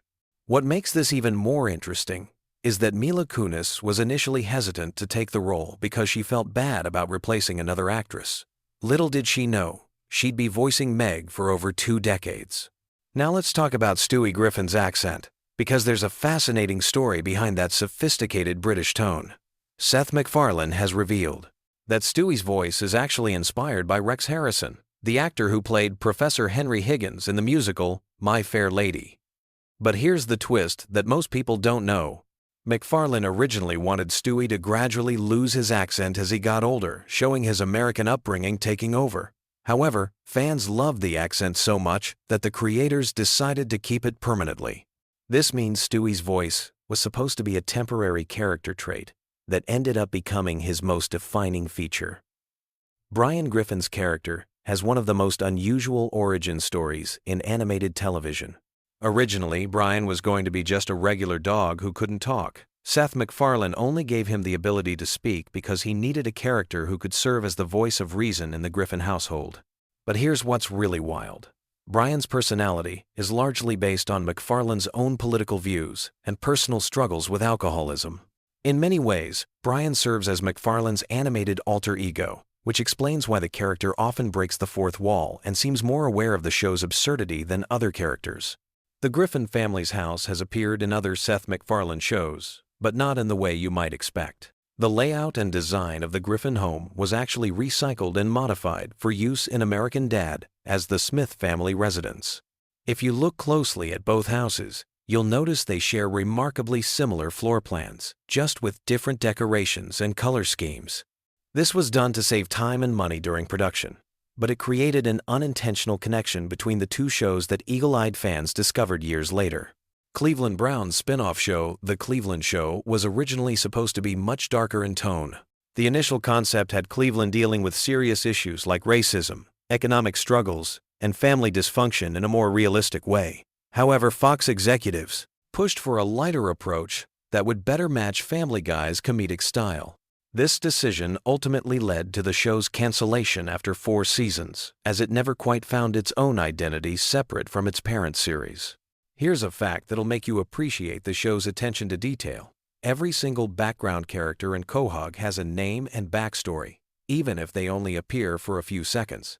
The writers maintain detailed files on hundreds of minor characters, including their occupations, family relationships, and personality traits. This level of world building is incredibly rare in animated comedies and helps explain why Quahog feels like a real town despite all its absurdities. The famous chicken fight scenes between Peter and Ernie the Giant Chicken weren't originally planned to become a recurring gag. The first fight scene was supposed to be a one-time joke, but the animation team had so much fun creating it that they kept extending the sequence. What was originally planned as a 30-second bit became a multi-minute epic battle that destroyed half of downtown Quahog. The positive fan reaction convinced the writers to bring back the chicken fights as a regular feature. Lois Griffin's piano playing isn't just for show. Alex Borstein, who voices Lois, is actually an accomplished pianist in real life. During recording sessions, she often plays the piano parts herself rather than having them added in post-production. This gives Lois's musical performances a more authentic feel and allows Borstein to better connect with the character during emotional scenes involving music. The show's timeline is intentionally confusing, and there's a specific reason for this creative choice. Seth MacFarlane wanted Family Guy to exist in a floating timeline where characters never age and current events can be referenced without dating the show. This means that episodes from 1999 and episodes from 2023 can both reference contemporary events as if they're happening simultaneously. It's a narrative technique borrowed from comic books, where characters like Batman have been fighting crime for decades without aging. Meg's unpopularity among her family and peers was originally supposed to be temporary. The writers planned to give her a character development arc where she eventually found her confidence and earned respect from others. However, the jokes about Meg being ignored and mistreated became so popular with audiences that the writers decided to make it a permanent aspect of her character.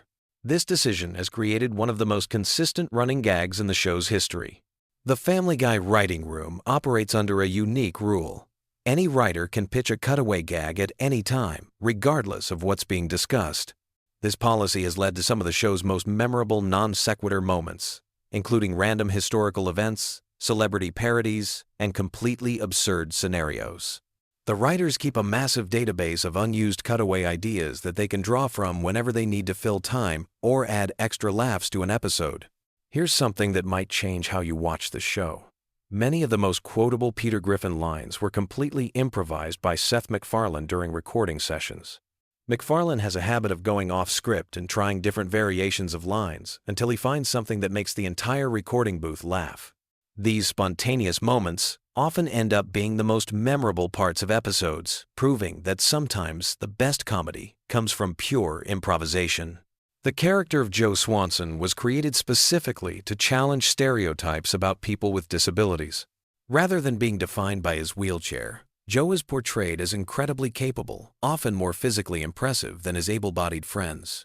His character was inspired by real police officers and military veterans who continued serving their communities despite physical challenges. Writers worked closely with disability advocacy groups to ensure Joe's portrayal remains respectful and empowering. Family Guy holds a unique record in television history. It's the only show to be canceled twice by the same network and brought back both times due to fan demand. The first cancellation happened after the second season due to low ratings. But DVD sales and reruns on Adult Swim generated such a passionate fan base that Fox decided to revive it. When it was canceled again after the third season, the fan campaign was even stronger, leading to its permanent return and eventual status as one of Fox's longest-running shows. The show's animation style deliberately mimics classic cartoons from the 1960 seconds and 1970 seconds. Seth MacFarlane grew up watching shows like The Flintstones and The Jetsons, and he wanted Family Guy to have that same timeless cartoon aesthetic. This choice means that episodes from the early 2000s don't look dated compared to more recent episodes, helping the show maintain visual consistency across more than 2 decades of production. Stewie's sexual orientation has been a subject of fan speculation for years, and Seth MacFarlane has given conflicting answers about it intentionally. MacFarlane has stated that Stewie's sexuality is meant to be ambiguous and fluid, reflecting the complexity of human identity. This decision allows the character to work in various comedic contexts, without being confined to specific stereotypes or expectations. The Griffin family dog Brian was almost replaced permanently in 2013, but the decision was reversed after just 2 episodes due to overwhelming fan backlash. The writers killed off Brian and introduced a new dog named Vinny, planning to make this change permanent. However, the negative fan reaction was so intense that they quickly brought Brian back to life and wrote Vinny out of the show. This incident demonstrated just how attached audiences had become to the original characters. Here's a production secret that few fans know. Many of Family Guy's most elaborate action sequences are animated by the same team that works on major Hollywood animated films.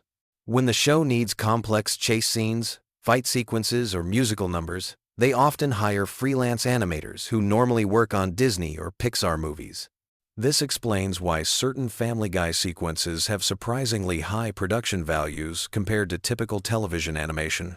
The town of Quahog is loosely based on several real New England locations, but it's primarily inspired by Cranston, Rhode Island, where Seth MacFarlane spent time during his childhood. Many of Quahog's landmarks and businesses are based on real places that MacFarlane remembered from his youth. The Drunken Clam Bar, for example, is inspired by a combination of several actual bars in the Providence area. Cleveland's voice actor Mike Henry made the unusual decision to step down from voicing the character in 2020, stating that a black character should be voiced by a black actor. This decision led to extensive recasting and rewriting to maintain character continuity while respecting the importance of authentic representation in voice acting. The transition process involved careful collaboration between Henry, the new voice actor, and the writing team to preserve Cleveland's established personality. Family Guy episodes often contain hidden references to other Seth MacFarlane projects, including American Dad and The Orville. These Easter eggs are scattered throughout episodes in the form of background details, character names, and brief visual gags. Finding all these connections has become a hobby for dedicated fans who maintain detailed databases of cross-references between MacFarlane's various shows. The show's musical numbers are often more complex than they appear on screen. Many of the songs featured in Family Guy episodes are full-length compositions that get edited down for television. Complete versions of these songs exist and are sometimes released as bonus content or special features. The writers and composers put significant effort into creating these musical sequences, often treating them as mini-musicals within the larger episode structure. Quagmire's famous giggity catchphrase was originally supposed to be used only once as a throwaway joke. Seth MacFarlane was experimenting with different ways to express the character's perverted excitement when he stumbled upon the giggity sound.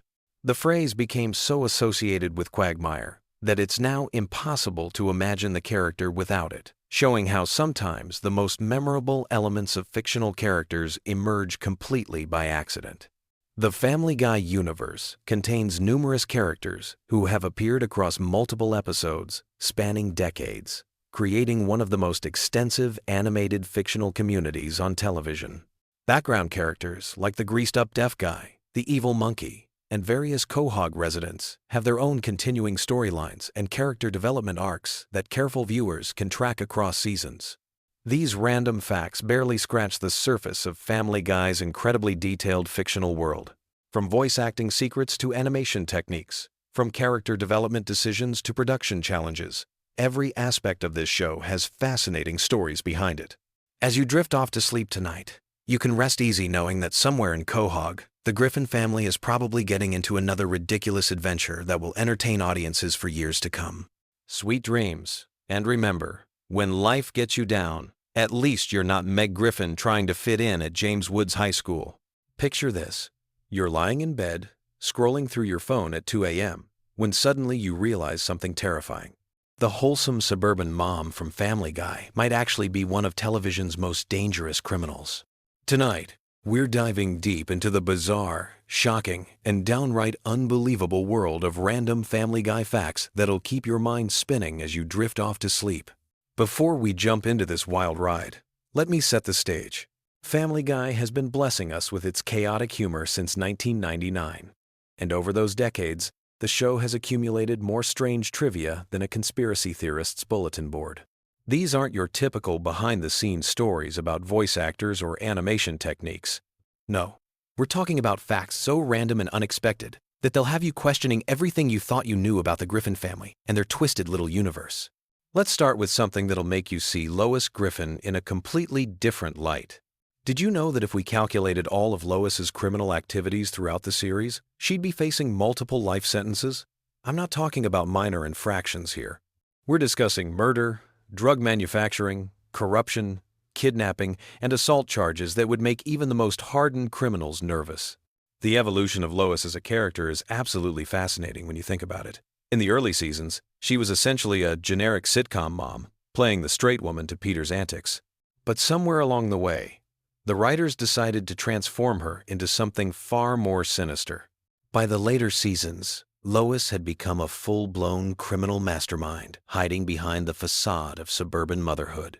Take her casual confession to vehicular manslaughter, for instance. During a seemingly innocent family moment, Lois drops the bombshell that she once killed a jaywalker years ago. The way she mentions it so nonchalantly, like she's discussing the weather, suggests this might not even be her only victim.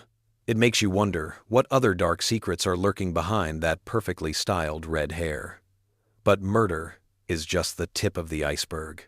Lois has also run a methamphetamine operation that would make Walter White jealous. When the Griffin family moves to a farm and discovers an abandoned meth lab in their storm cellar, most normal people would call the police immediately. Not Lois. She sees a business opportunity and jumps in with both feet, becoming a drug queenpin alongside Peter. The fact that she rationalizes this decision by saying their family needs them to sell illegal drugs to the community shows just how twisted her moral compass has become. Speaking of twisted morals, let's talk about the time Lois went through what can only be described as the world's most inappropriate midlife crisis. After Peter makes some insensitive comments about her age at her birthday party, Lois transforms into someone you might find dancing on tables at a club at 3 in the morning.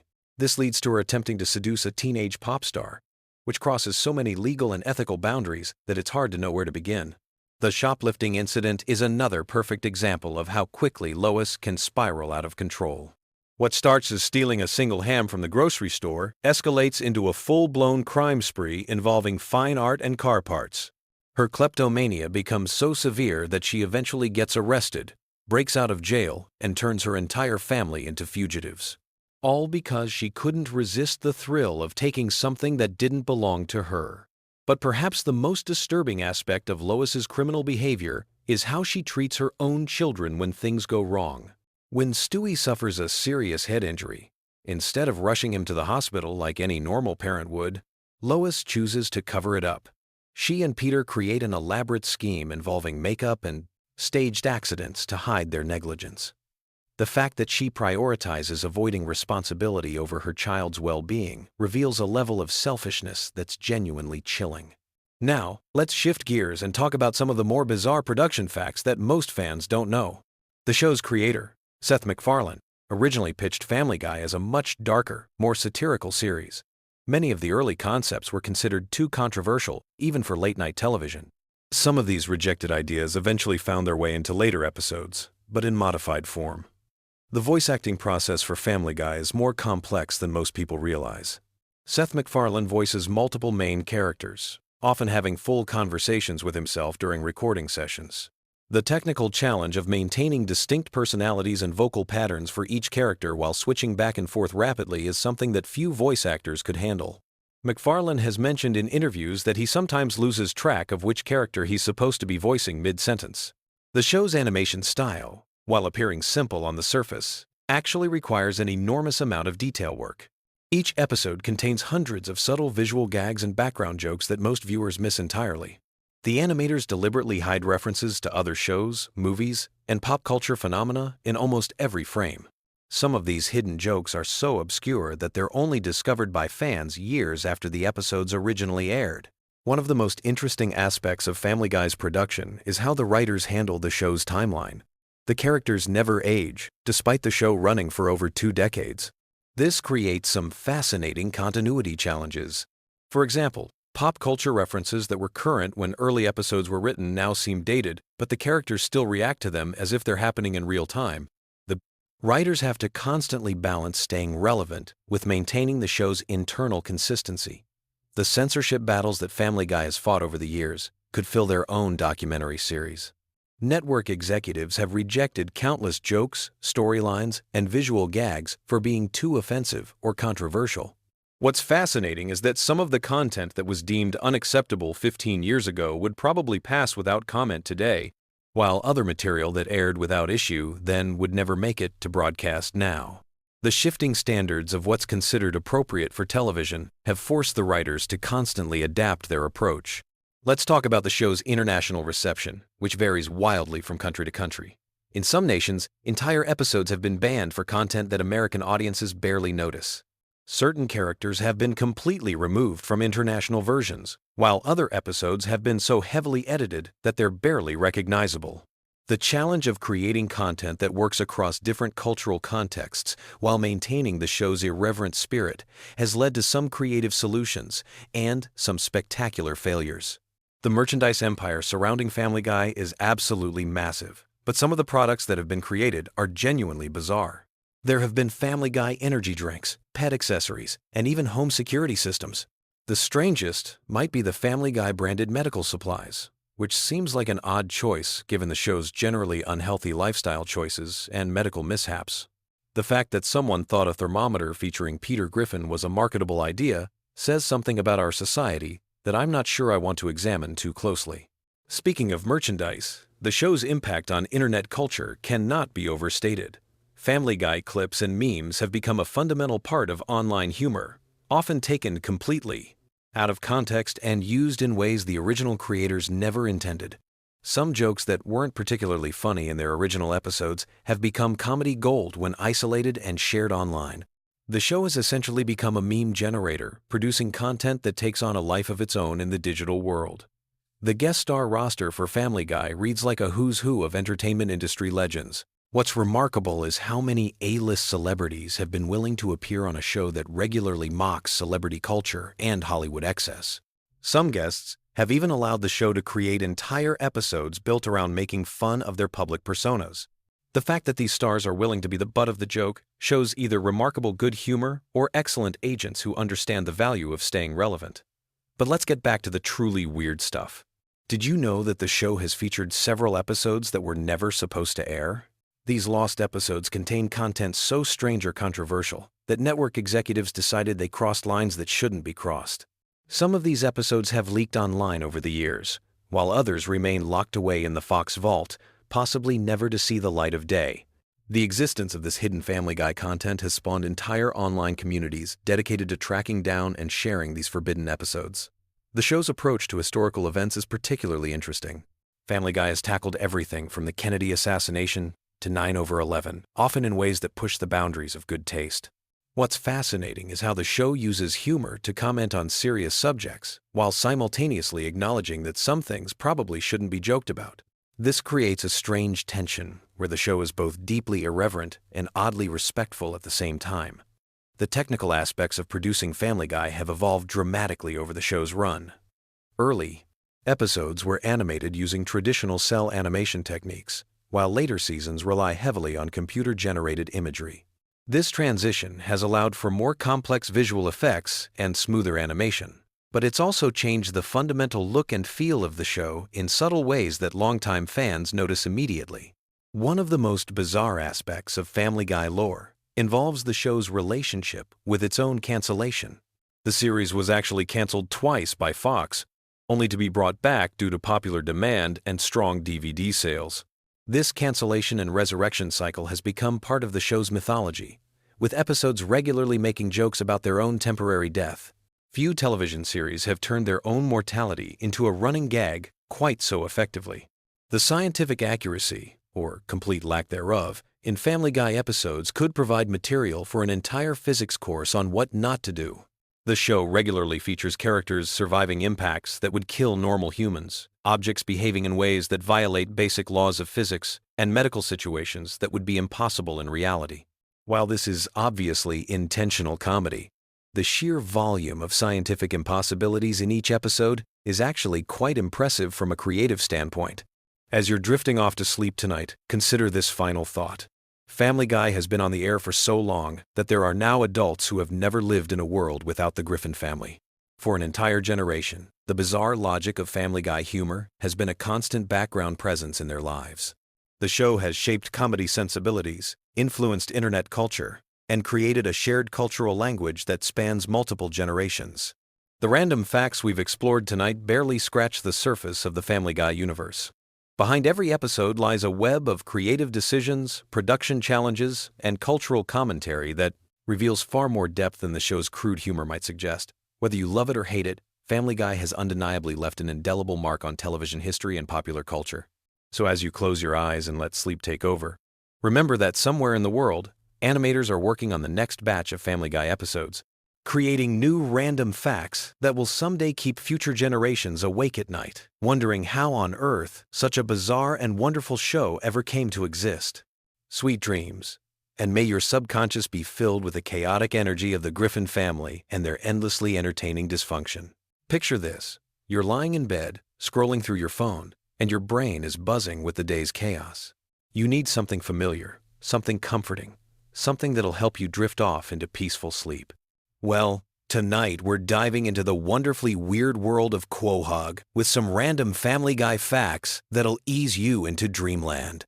So grab your favorite pillow, get cozy, And let me tell you some fascinating tidbits about America's most dysfunctional animated family that might just surprise you.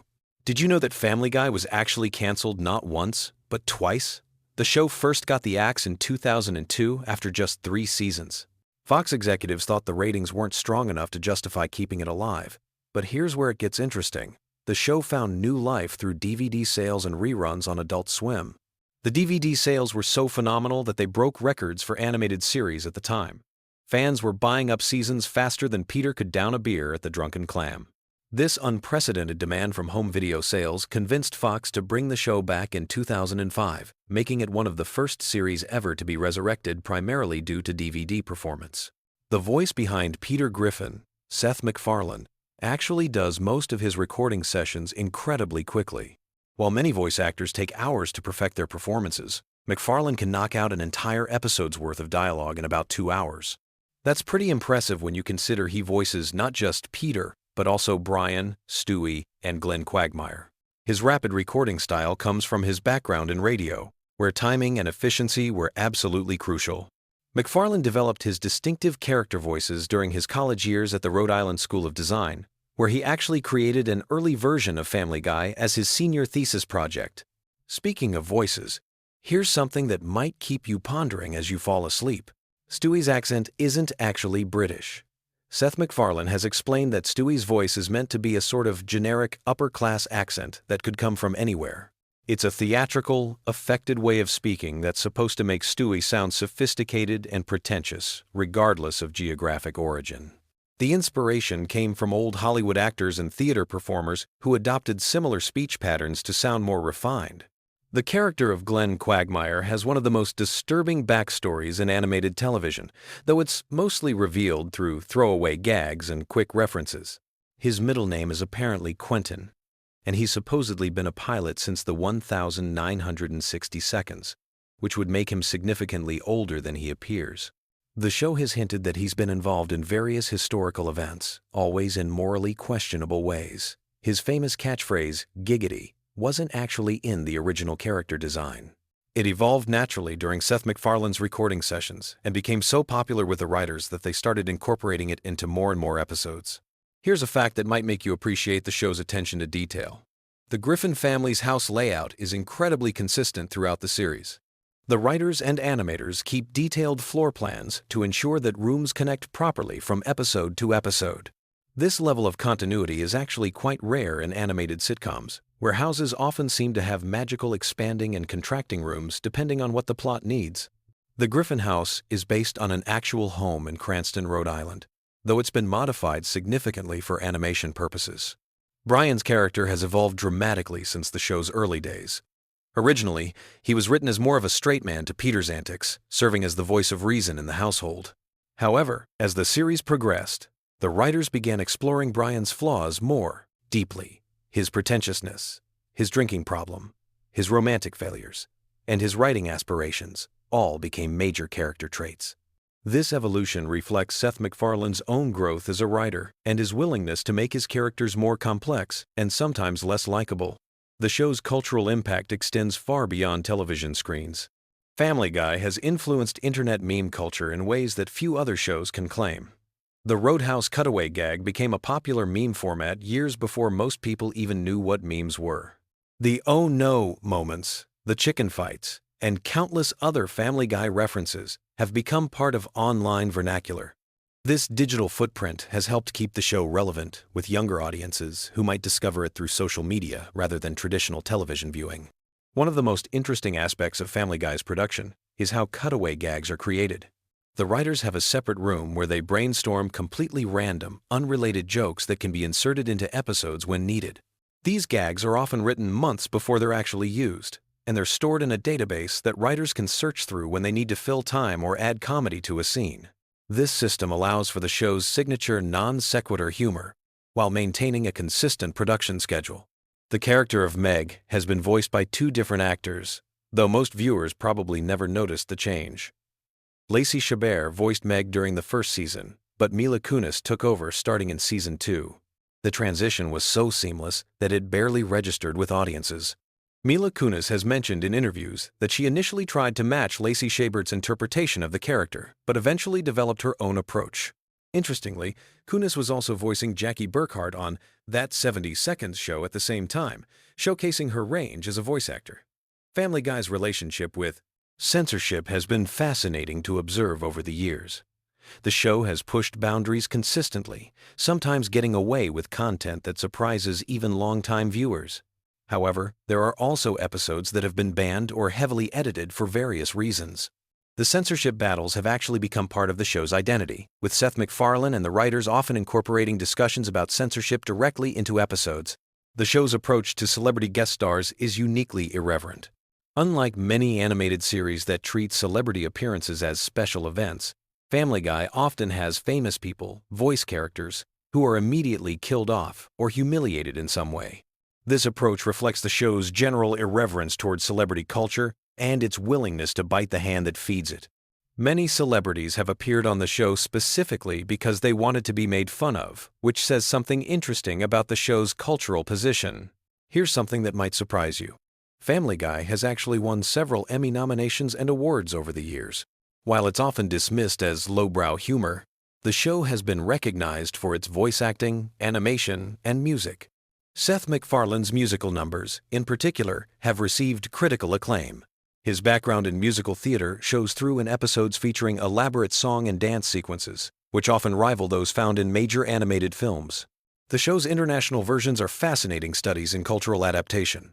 Different countries have had to handle the show's content in various ways, sometimes changing jokes entirely to make them relevant to local audiences. In some cases, entire episodes have been restructured because certain references or situations don't translate across cultural boundaries. These international versions offer interesting insights into how humor travels, or doesn't travel, across different societies.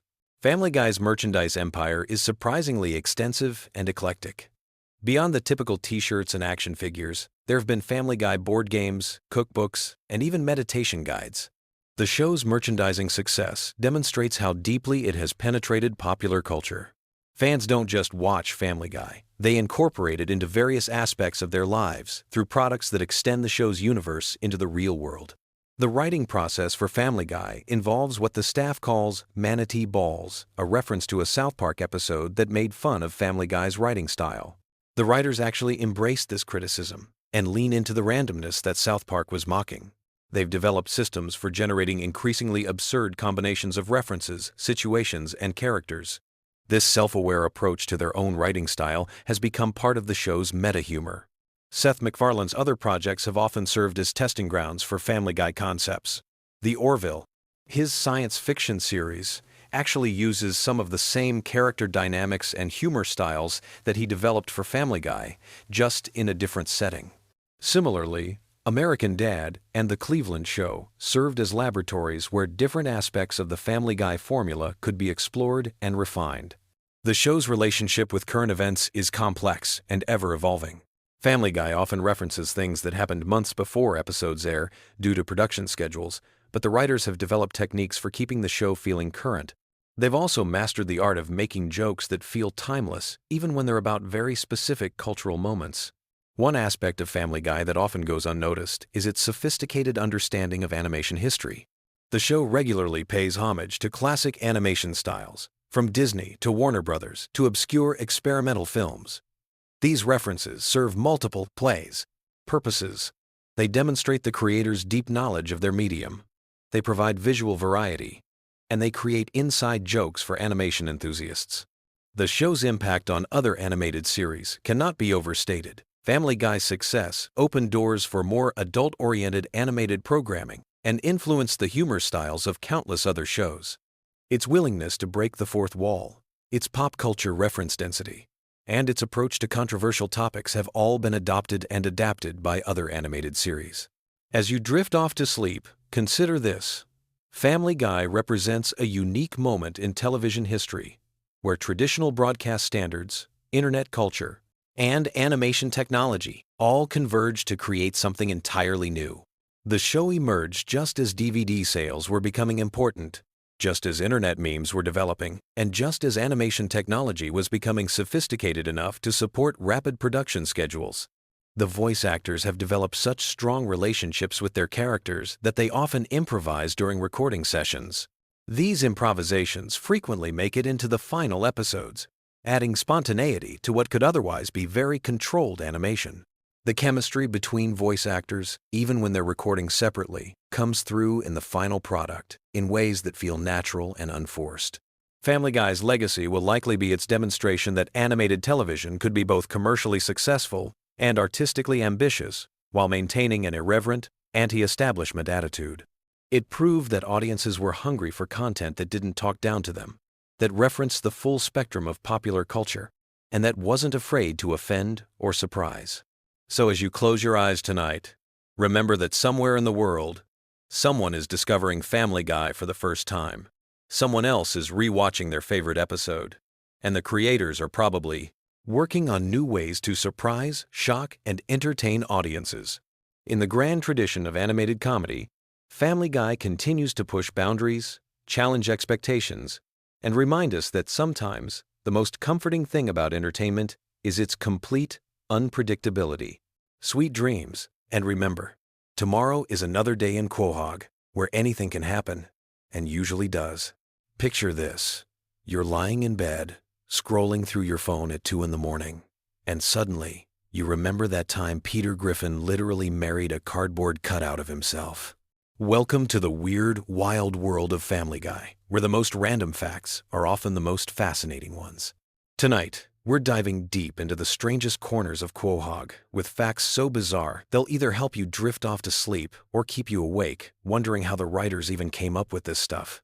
Let me start with something that'll blow your mind. Did you know that the original concept for Family Guy was completely different from what we got? Seth MacFarlane initially pitched the show as a much darker comedy about a dysfunctional family dealing with serious issues. The network executives were so confused by the pilot that they almost didn't pick it up. Thank goodness they did, because otherwise, we wouldn't have gems like the time Brian became a used car salesman and accidentally sold Death his own car. Speaking of Brian, here's a fact that might surprise you. The character was originally supposed to be much more of a background character, basically just the family pet who occasionally made sarcastic comments. But Seth MacFarlane loved voicing him so much that Brian gradually became one of the main characters. This explains why Brian's personality seems to evolve so dramatically throughout the early seasons. He went from being a simple talking dog to a pretentious intellectual with daddy issues and a drinking problem. Now let's talk about something truly random. The chicken fight scenes between Peter and Ernie the giant chicken weren't supposed to become a recurring gag. The first fight scene in the episode Da Boom was meant to be a one-off joke, but the animators had so much fun creating the elaborate fight sequence that they kept bringing it back. Each subsequent chicken fight got more elaborate and destructive, eventually involving helicopters, submarines, and entire city blocks being demolished. The longest chicken fight lasted nearly 4 minutes of screen time, which is practically an eternity in television comedy. Here's something that'll make you appreciate the show's attention to detail. Every time you see the Griffin house, the layout is actually consistent throughout the series. The creators took the time to map out every room, every hallway, every closet in the house, so that when characters move around, it makes spatial sense. This is incredibly rare in animated comedies, where houses often have impossible layouts that change depending on what the joke requires. The Griffin House blueprints are actually available online, and fans have used them to build accurate replicas in video games and even real life. Moving on to character quirks. Did you know that Meg's unpopularity at school was originally supposed to be temporary? The writers planned to have her eventually find her place and become more confident, but the running gag of everyone treating Meg terribly became so popular with audiences that they decided to make it a permanent part of her character. Mila Kunis, who voices Meg, has said in interviews that she sometimes feels bad about all the abuse her character receives, but she understands that it's become essential to the show's dynamic. Let's dive into some voice acting trivia that's perfect for late-night pondering. Seth MacFarlane voices 4 main characters on the show, but he almost didn't voice Stewie at all. The original plan was to have Stewie voiced by a child actor, but MacFarlane was worried about the controversial things Stewie would say and didn't want to put a real child in that position. So he developed Stewie's distinctive British accent as a way to make the character's adult thoughts coming from a baby's mouth even more surreal and funny. Chris Griffin's voice is another interesting story. Seth Green, who voices Chris, has to actively make his voice higher and more nasal to sound, like a teenage boy. As Green has gotten older, it's become more challenging for him to hit those high notes, so the sound engineers often have to digitally adjust his voice in post-production. This is why Chris's voice sometimes sounds slightly different between episodes, depending on how much digital manipulation was required. Here's a fact that connects to real-world events in a weird way. The episode where Peter starts his own political party called the Tea Party Patriots was written and animated before the actual Tea Party movement became prominent in American politics. When the episode aired, many viewers thought it was a commentary on current events, but it was actually just an incredible coincidence. The writers had to add a disclaimer explaining that any similarity to real political movements was purely accidental. Now for something completely different. The Pawtucket Brewery, where Peter works, is based on a real brewery in Rhode Island. Seth MacFarlane grew up in the area and used to drive past the brewery every day. He thought it would be funny to have his lazy cartoon character work at a place that produces something that would make him even lazier. The real brewery owners were initially concerned about being associated with the show, but eventually embraced it when they realized it was bringing them tourists. Let's talk about some of the show's more obscure running gags. You know how Conway Twitty always seems to appear at random moments? This started as an inside joke among the writers who were fans of old country music. They would play Conway Twitty songs during late-night writing sessions to keep themselves awake. Eventually, they decided to work him into the show as a bizarre non sequitur that would confuse viewers and break up the pacing in unexpected ways. The Conway Twitty segments are actually some of the most expensive parts of the show to produce because they have to pay for the music rights. Here's something that'll make you look at Cleveland differently. When Cleveland got his own spin-off show, the original plan was for him to stay in Quahog, and the spin-off would focus on his adventures around town. But the writers realized that would be too limiting. So they created the elaborate storyline where his house gets destroyed and he moves to Virginia. The bathtub falling through multiple houses scene took months to animate and became one of the most memorable moments in the show's history, even though it was essentially just a setup for a spin-off that only lasted 4 seasons. Speaking of spin-offs, did you know that there was almost a Stewie and Brian road trip series? The popularity of their travel episodes convinced executives that the dynamic between the sophisticated baby and the intellectual dog could carry its own show. Scripts were written for 6 episodes before the project was scrapped due to budget concerns. Some of those unused scripts were later reworked into regular Family Guy episodes, which explains why some Stewie and Brian adventures feel more elaborate than usual. Let's get into some animation secrets that most viewers never notice. The way characters' eyes are drawn actually follows a complex mathematical formula to ensure they always look natural when the characters move their heads. This might sound boring, but it's actually fascinating when you realize that most animated shows just wing it and hope for the best. Family Guy's attention to eye movement is part of what makes the characters feel more alive and expressive than typical cartoon characters. Here's a weird fact about the show's merchandising history. The most popular Family Guy product ever sold wasn't a t-shirt or a toy. It was a cookbook called the Family Guy Cookbook that featured recipes supposedly created by each character. Peter's section was all comfort food and beer-based dishes. Lois had elegant dinner party recipes. Stewie contributed sophisticated international cuisine. And Brian's section was dinner for 15, entirely vegetarian. The cookbook actually received positive reviews from real food critics, which nobody expected. Now for some trivia about the show's cancellation and revival that goes beyond what most people know. When Family Guy was first canceled, Seth MacFarlane was actually relieved. He was exhausted from working on the show and wanted to pursue other projects. But the DVD sales were so strong and the fan campaigns so persistent that Fox offered him a deal he couldn't refuse, including complete creative control and a substantial budget increase. This is why the post-cancellation episodes often feel more ambitious and experimental than the early ones. The show's relationship with censors has always been complicated. But here's something most people don't realize. Family Guy actually has one of the most cooperative relationships with network censors of any adult animated show. Seth MacFarlane learned early on that if you give censors multiple options and let them feel like they're part of the creative process, they'll often let you get away with more controversial content. The writers deliberately write jokes they know will get cut, just so they can negotiate to keep the jokes they really want. Let's talk about some character backstories that were developed but never made it into episodes. Quagmire was originally supposed to have a twin brother who was everything he wasn't, completely respectful and monogamous. This character was going to be introduced as a way to explore Quagmire's personality through contrast, but the writers decided it would be funnier to keep him as an irredeemable character without any redemptive family members to soften his edges. Joe Swanson's backstory is much more detailed than what we see on screen. The writers created an entire timeline of his police career before his accident, including the names of his partners, his most famous cases, and even his police academy graduation rank. None of this has ever been mentioned in the show, but it helps the writers keep his character consistent and gives them material to draw from when they need Joe to demonstrate police knowledge or skills. Here's something about the show's music that might surprise you. Every musical number in Family Guy is performed live by the voice actors, even when their characters are supposed to be bad singers. Seth MacFarlane, who has released several jazz albums, insisted on this approach because he believes it makes the musical moments feel more authentic. This means that when Peter sings off-key, Seth MacFarlane is actually deliberately singing badly, which is apparently much harder than just singing well. The relationship between Family Guy and The Simpsons goes deeper than their famous crossover episode. The two shows' writing staffs have been trading jokes and references for years in a friendly rivalry that most viewers never notice. If you watch carefully, you'll spot subtle Simpsons references in Family Guy episodes and vice versa.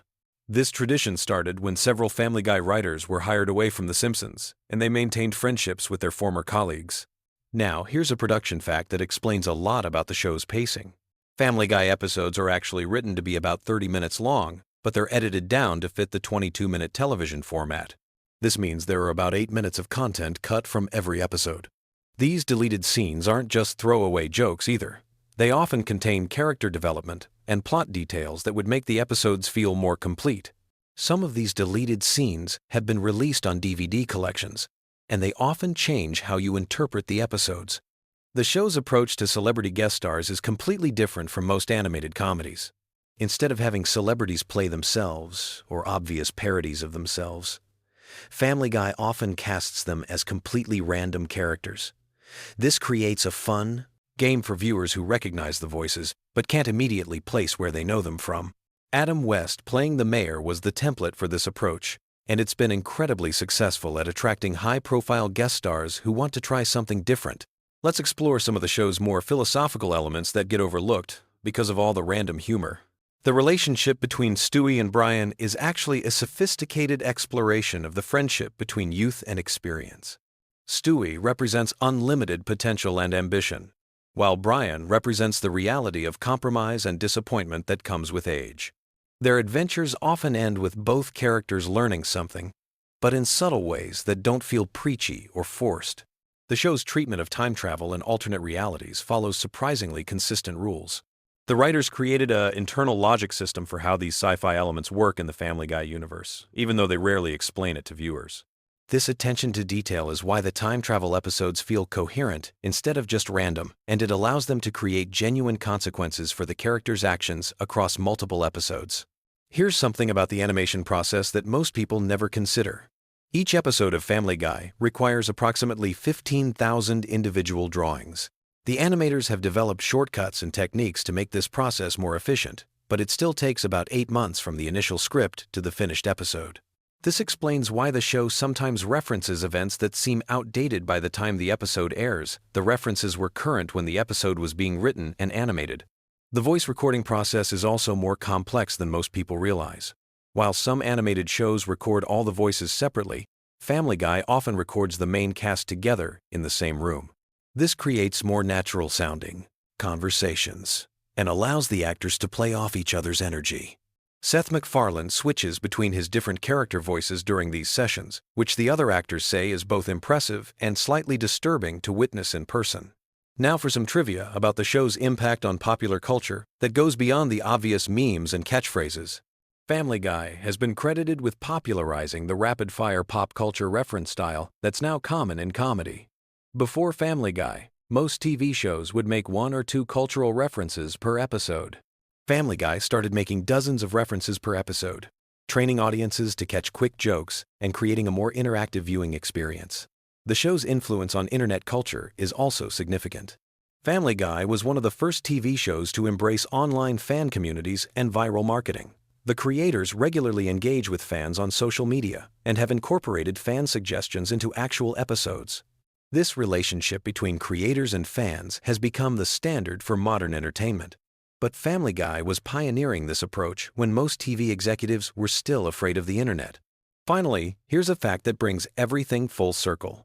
Despite all the random humor and bizarre storylines, Family Guy is actually one of the most carefully planned shows on television. Every season has an overarching theme that connects the episodes, even though these themes are subtle enough that most viewers don't consciously notice them. The writers map out character development arcs that span multiple seasons, ensuring that even the most outrageous episodes contribute to larger storytelling goals.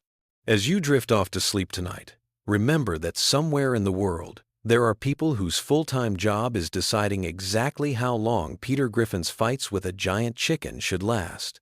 Sweet dreams, and may your nights be filled with fewer random cutaway gags than the average Family Guy episode. Have you ever wondered why Peter Griffin's laugh is so weirdly infectious, or how Family Guy predicted some of the most bizarre real-world events years before they happened? Tonight, we're diving deep into the most mind-bending facts about Family Guy that will either put you to sleep or keep you awake thinking about how insane this show really is. Picture this. You're lying in bed, scrolling through streaming services, and you land on Family Guy.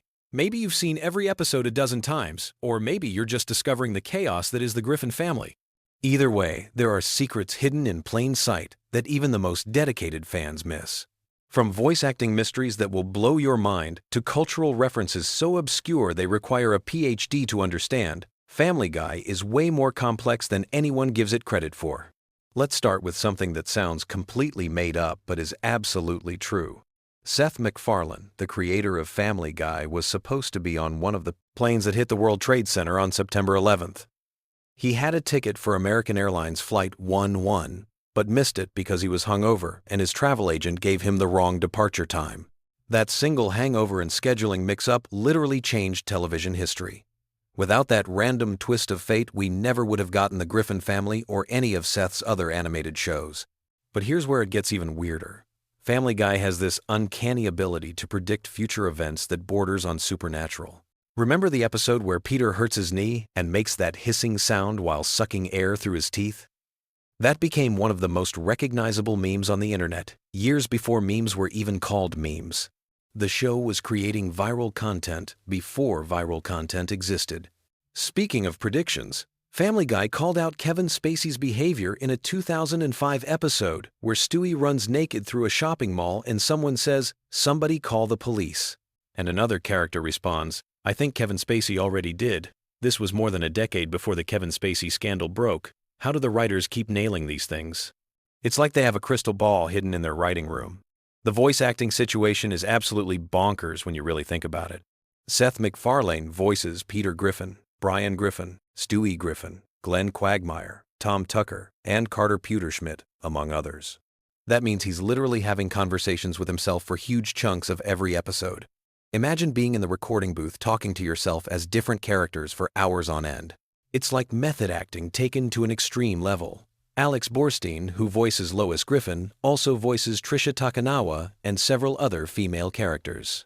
During the early seasons, she was actually a writer on Mad TV, which explains why some of the humor has that sketch comedy feel. The woman can switch between Lois's nasally Long Island accent and Trisha's professional news anchor voice seamlessly. Voice actors don't get nearly enough credit for their range. Here's a fact that will mess with your head. The show was actually canceled twice by Fox. The first cancellation happened in 2002 after just 3 seasons. But then something magical happened. Adult Swim started showing reruns, and DVD sales went through the roof. Fox realized they had made a massive mistake and brought the show back in 2005. Then they canceled it again in 2009, but fan outcry was so intense they reversed the decision within weeks. Family Guy is like a cockroach in the best possible way. It just refuses to die.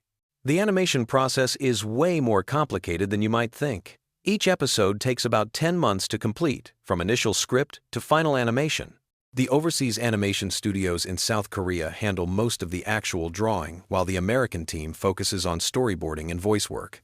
It's a global operation just to make Peter fall down the stairs in a funny way. Brian Griffin's character is loosely based on a real dog that Seth MacFarlane's family had when he was growing up. The real Brian was apparently much better behaved than his cartoon counterpart, though. He didn't drink martinis, or write terrible novels, or have existential crises about being a dog.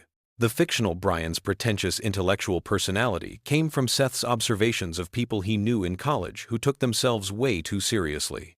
The Conway Twitty cutaway gags started as an inside joke among the writers, but became this legendary running bit that fans either love or hate with no middle ground. These segments where the show just cuts to Conway Twitty performing a complete song were meant to be the most random non sequiturs possible. The fact that they kept doing it even when fans complained just made it funnier to the writers. It's comedy through pure stubbornness. Stewie Griffin's sexuality has been a topic of debate for years. Seth MacFarlane has given different answers in interviews ranging from Stewie being gay to being sexually fluid to being too young for any of it to matter. The ambiguity seems intentional. Stewie exists in this weird space where he's simultaneously a baby and this sophisticated character with adult concerns. It's like the writers are deliberately keeping us guessing. The show's relationship with censorship is fascinating. Standards and practices at Fox let certain things slide while being strict about others in ways that seem completely arbitrary.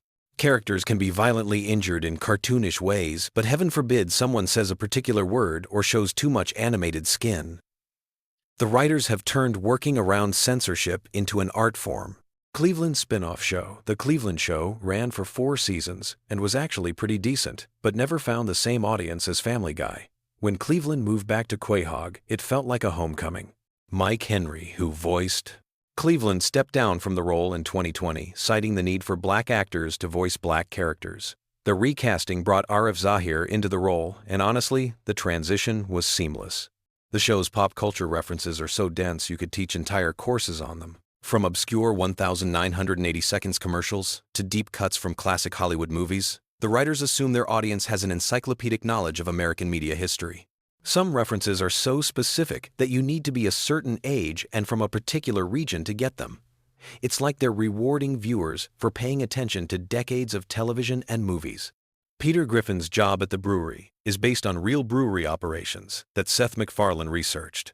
The Pawtucket Patriot beer is obviously a parody of Samuel Adams, but the actual brewery dynamics and workplace situations are surprisingly accurate. Peter's incompetence is exaggerated for comedy, but apparently real brewery workers have told the writers that some of their workplace storylines hit uncomfortably close to home. The show's theme song is performed by Walter Murphy, who also composed music for Saturday Night Fever. Having a disco legend write your cartoon theme song is the kind of random collaboration that only happens in Hollywood. The orchestral arrangement gives the show this grand, cinematic feel that contrasts perfectly with the chaotic family dynamics. Meg Griffin is voiced by Mila Kunis, who was just 15 years old when she started the role.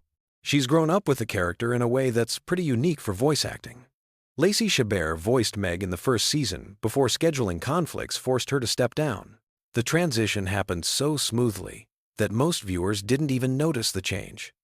The show's animation style has evolved significantly over 20-plus seasons. Early episodes had this rougher hand-drawn quality, while newer episodes are much more polished and computer-assisted. You can literally watch the technology advance by comparing episodes from different eras. The character designs have become more standardized, but somehow less distinctive. Family Guy's influence on internet culture is immeasurable. Before YouTube compilation videos existed, fans were trading Family Guy clips on early file-sharing networks. The show basically invented the concept of animated content going viral. Cutaway gags are perfect for social media because they're self-contained comedy bits that work without context. The writer's room must be absolute chaos. How do you pitch ideas for a show where literally anything can happen? The creative process seems to involve taking normal family situations and pushing them to the most extreme possible conclusions. It's like improv comedy, but with months of animation work required to execute each joke. Seth MacFarlane's other projects, like The Orville and his music albums, show his range beyond comedy, but Family Guy remains his most recognizable creation. The show has become this cultural touchstone that defines a particular era of animated television. Love it or hate it, you can't ignore its impact. The merchandising empire around Family Guy is surprisingly extensive. From t-shirts featuring Stewie's quotes to Peter Griffin action figures, the show has spawned countless products. The fact that people want to wear clothing featuring cartoon characters making inappropriate jokes says something profound about modern comedy consumption. Here's something that will keep you thinking as you drift off to sleep. Family Guy exists in this weird space between family sitcom and surreal comedy experiment. It's simultaneously the most normal and most bizarre show on television. The Griffin family deals with everyday problems, like paying bills and getting along with neighbors. But they also travel through time, fight giant chickens, and have musical numbers about random topics. The show's longevity is a testament to something deeper than just comedy. It's comfort food for your brain. Even when the jokes don't land, there's something familiar and reassuring about Peter's voice or Stewie's elaborate schemes. It's like spending time with dysfunctional friends who make you feel better about your own problems. As you close your eyes tonight, maybe you'll dream about cutaway gags from your own life, or imagine what it would be like to have conversations with your pet, like Brian and the Griffin family. Or maybe you'll just sleep soundly, knowing that somewhere in the world, animators are working on the next episode where Peter does something incredibly stupid and somehow everything works out fine. Sweet dreams, and remember, we all have a little bit of Griffin family chaos in our lives.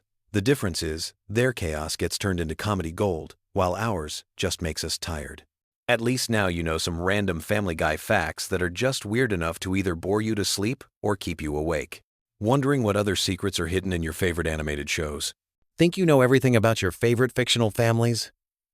Tonight, I'm about to shatter everything you thought you knew about the characters we grew up watching. What if I told you that beneath the laughs and heartwarming moments, these beloved family shows have been hiding some seriously dark psychological truths? Get ready, because we're diving deep into the twisted minds of television's most iconic families, and trust me, you'll never look at them the same way again. Welcome back to another mind-bending exploration, where we peel back the layers of pop culture to reveal the uncomfortable realities lurking beneath the surface. I'm your host, and today we're embarking on a journey that will fundamentally change how you view family dynamics on screen. We're not just talking about quirky character traits or funny running gags here. We're exposing genuine psychological disorders, toxic behaviors, and dysfunctional patterns that would make any therapist's notebook overflow with red flags. Have you ever wondered why certain family sitcoms feel so uncomfortably familiar? Why we laugh at situations that, in real life, would have us calling social services? That's because these shows, intentionally or not, mirror the darkest aspects of human psychology wrapped in a comedic package. Tonight, we are unwrapping that package and examining what's really inside. Let's start with something that might shock you about animated families. You know those characters we quote daily and consider harmless entertainment? Well, they're actually perfect case studies for some of the most destructive personality traits known to psychology. Take the concept of narcissistic behavior patterns, for instance. We see characters who consistently put their own desires above family welfare, manipulate situations to benefit themselves, and show zero empathy for others' suffering. Consider how often we witness parents in these shows making decisions that directly harm their children's emotional development. They dismiss their kids' feelings, mock their aspirations, and create environments where psychological safety doesn't exist. Yet we laugh because it's presented as comedy. The truth is, if these behaviors occurred in real families, we'd recognize them as forms of emotional abuse. But the darkness goes deeper than individual character flaws. These shows often normalize dysfunction by presenting it as typical family life. Children viewers internalize these relationship patterns as normal, potentially carrying these toxic blueprints into their own future families. It's a cycle that perpetuates unhealthy dynamics across generations, all disguised as entertainment. Let's examine the phenomenon of scapegoating within fictional families. There's almost always that one family member who bears the brunt of everyone else's dysfunction. They become the emotional dumping ground, the target of ridicule, and the convenient explanation for all family problems. This character serves as the family's pressure valve, allowing other members to avoid confronting their own issues by projecting everything onto this unfortunate soul. What's particularly disturbing is how these scapegoated characters are often portrayed as deserving their treatment. The show's narrative subtly suggests that their suffering is justified, teaching audiences that certain people are acceptable targets for cruelty. This psychological manipulation is incredibly sophisticated and deeply harmful, especially when absorbed by impressionable viewers. Moving on to another dark pattern, we see frequent examples of emotional manipulation disguised as parental love. Characters use guilt, shame, and conditional affection to control family members' behavior. They withdraw love as punishment and offer it as reward, creating anxious attachment patterns that would haunt real children for life. The scary part is how these manipulation tactics are often presented as caring parental behavior. Financial dynamics in these fictional families also reveal disturbing truths about power and control. Money becomes a weapon used to maintain dominance hierarchies within the family unit. Characters leverage financial dependency to strip away others' autonomy, creating situations where family members must choose between self-respect and survival. This economic abuse rarely gets labeled as such within the show's context, but it's a form of domestic violence nonetheless. Then there's the normalization of substance abuse as a coping mechanism for family stress. Characters regularly turn to alcohol or other substances to deal with their dysfunctional relationships, and this behavior is consistently portrayed as acceptable or even admirable. The message sent is that chemical numbing is preferable to addressing underlying problems, a philosophy that has destroyed countless real families. The violence, both physical and emotional, that permeates these shows is staggering when you really analyze it. Characters assault each other, destroy property in fits of rage, and engage in psychological warfare that would traumatize actual family members. Yet because it's animated or comedic, we're conditioned to view this violence as harmless fun rather than recognizing it as abusive behavior that mirrors real-world domestic violence patterns. What about the complete absence of healthy conflict resolution in these families? Disagreements escalate to explosive confrontations, problems get swept under the rug rather than addressed, and family members hold grudges that span entire seasons. There's never any genuine communication, compromise, or emotional growth. Instead, conflicts either explode into chaos or get ignored until they fester into something worse. The gender dynamics in these shows often perpetuate harmful stereotypes that reinforce toxic relationship patterns. Male characters are frequently portrayed as bumbling, emotionally unavailable, and incapable of basic actions. Adulting skills. Female characters often become long-suffering martyrs who enable bad behavior while sacrificing their own needs. These portrayals normalize codependency and emotional labor imbalances that plague real relationships. Let's talk about the children in these fictional families, because their treatment is perhaps the most disturbing aspect of all. They're often parentified, forced to take on adult responsibilities while their actual parents remain childlike. They become emotional caretakers for dysfunctional adults, a role reversal that stunts their development and robs them of childhood innocence. The shows present this as maturity or responsibility, but it's actually a form of childhood emotional abuse. The sibling dynamics portrayed are equally problematic, characterized by intense competition, jealousy, and cruelty.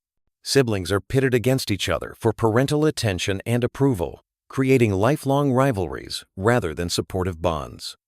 The message conveyed is that family members are competitors rather than allies, fostering an environment where trust and cooperation become impossible.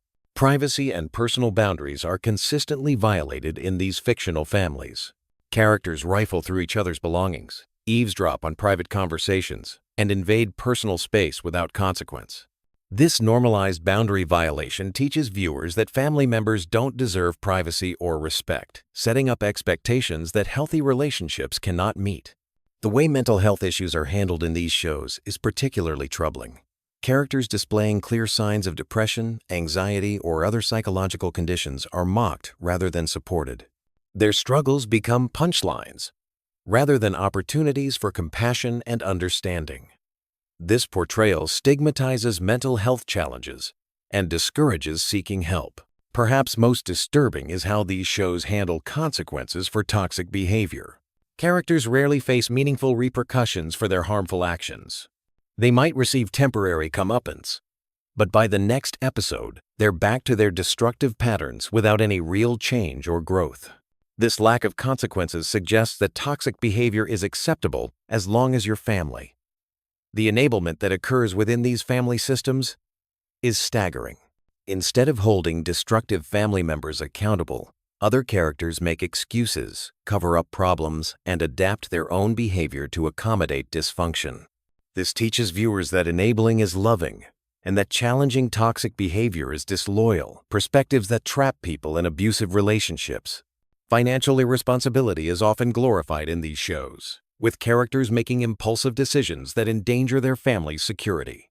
Yet there are rarely long-term consequences for these choices, sending the message that financial stability is unimportant and that someone else will always clean up the mess. This attitude contributes to cycles of poverty and instability in real families. The constant chaos and unpredictability in these fictional homes would be traumatic for real children. There's no stability, security, or peace. Instead, children live in environments where they never know what crisis will erupt next, what mood their parents will be in, or whether their basic needs will be met. This chronic stress would cause lasting developmental damage in reality. What's particularly insidious is how these shows use humor to make abuse palatable. When terrible behavior is packaged as comedy, our psychological defenses are lowered. We laugh at situations that should horrify us, gradually becoming desensitized to toxicity. This comedic reframing is a powerful tool that makes dysfunction seem normal and acceptable. The isolation these fictional families experience from healthy outside relationships is another red flag. They rarely maintain friendships or connections with functional people who might challenge their toxic patterns. This isolation prevents reality testing and allows dysfunction to flourish unchecked, much like how abusive relationships cut victims off from support systems. The power dynamics within these families are often rigidly hierarchical and authoritarian rather than collaborative and democratic. Decisions are made by whoever has the most power, regardless of how those decisions affect other family members. This teaches children that relationships are about dominance and submission, rather than mutual respect and partnership. Educational neglect is rampant in these fictional families, with parents showing little interest in their children's learning or development. Academic achievement is either ignored or mocked. Extracurricular activities are dismissed as unimportant, and intellectual curiosity is discouraged. This attitude toward education perpetuates cycles of underachievement and limits children's future opportunities. The way these shows handle emotions is deeply problematic. Genuine feelings are ridiculed, emotional expression is punished, and vulnerability is treated as weakness. Family members learn to suppress their authentic selves to survive, creating fake personas while their true needs go unmet. This emotional suppression leads to profound psychological damage over time. Perhaps most tragically, these fictional families never model what healthy relationships actually look like. Viewers, especially children, don't see examples of mutual respect, effective communication, genuine affection, or supportive problem solving. Without these positive models, they lack blueprints for creating healthier relationships in their own lives. The normalization of chaos as family life is perhaps the most damaging message these shows convey. They suggest that dysfunction is inevitable, that all families are messed up, and that toxic behavior is just part of human nature.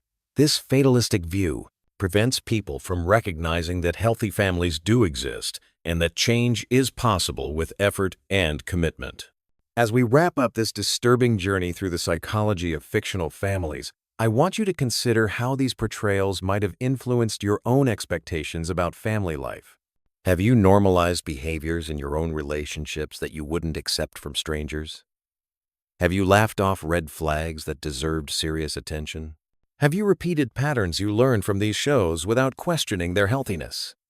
The power of media to shape our understanding of normal is immense, and these family shows wield that power irresponsibly. They present dysfunction as entertainment, while failing to acknowledge the real pain such behaviors cause in actual families. By recognizing these patterns, we can begin to break free from toxic blueprints and create healthier relationships. Remember, just because something is common doesn't make it healthy. And just because something makes us laugh doesn't mean it's harmless. Real families deserve better than the chaos and cruelty we've been taught to accept as normal. You deserve better. Your future family deserves better. If this analysis has opened your eyes to patterns in your own life, consider seeking support from mental health professionals who can help you develop healthier relationship skills.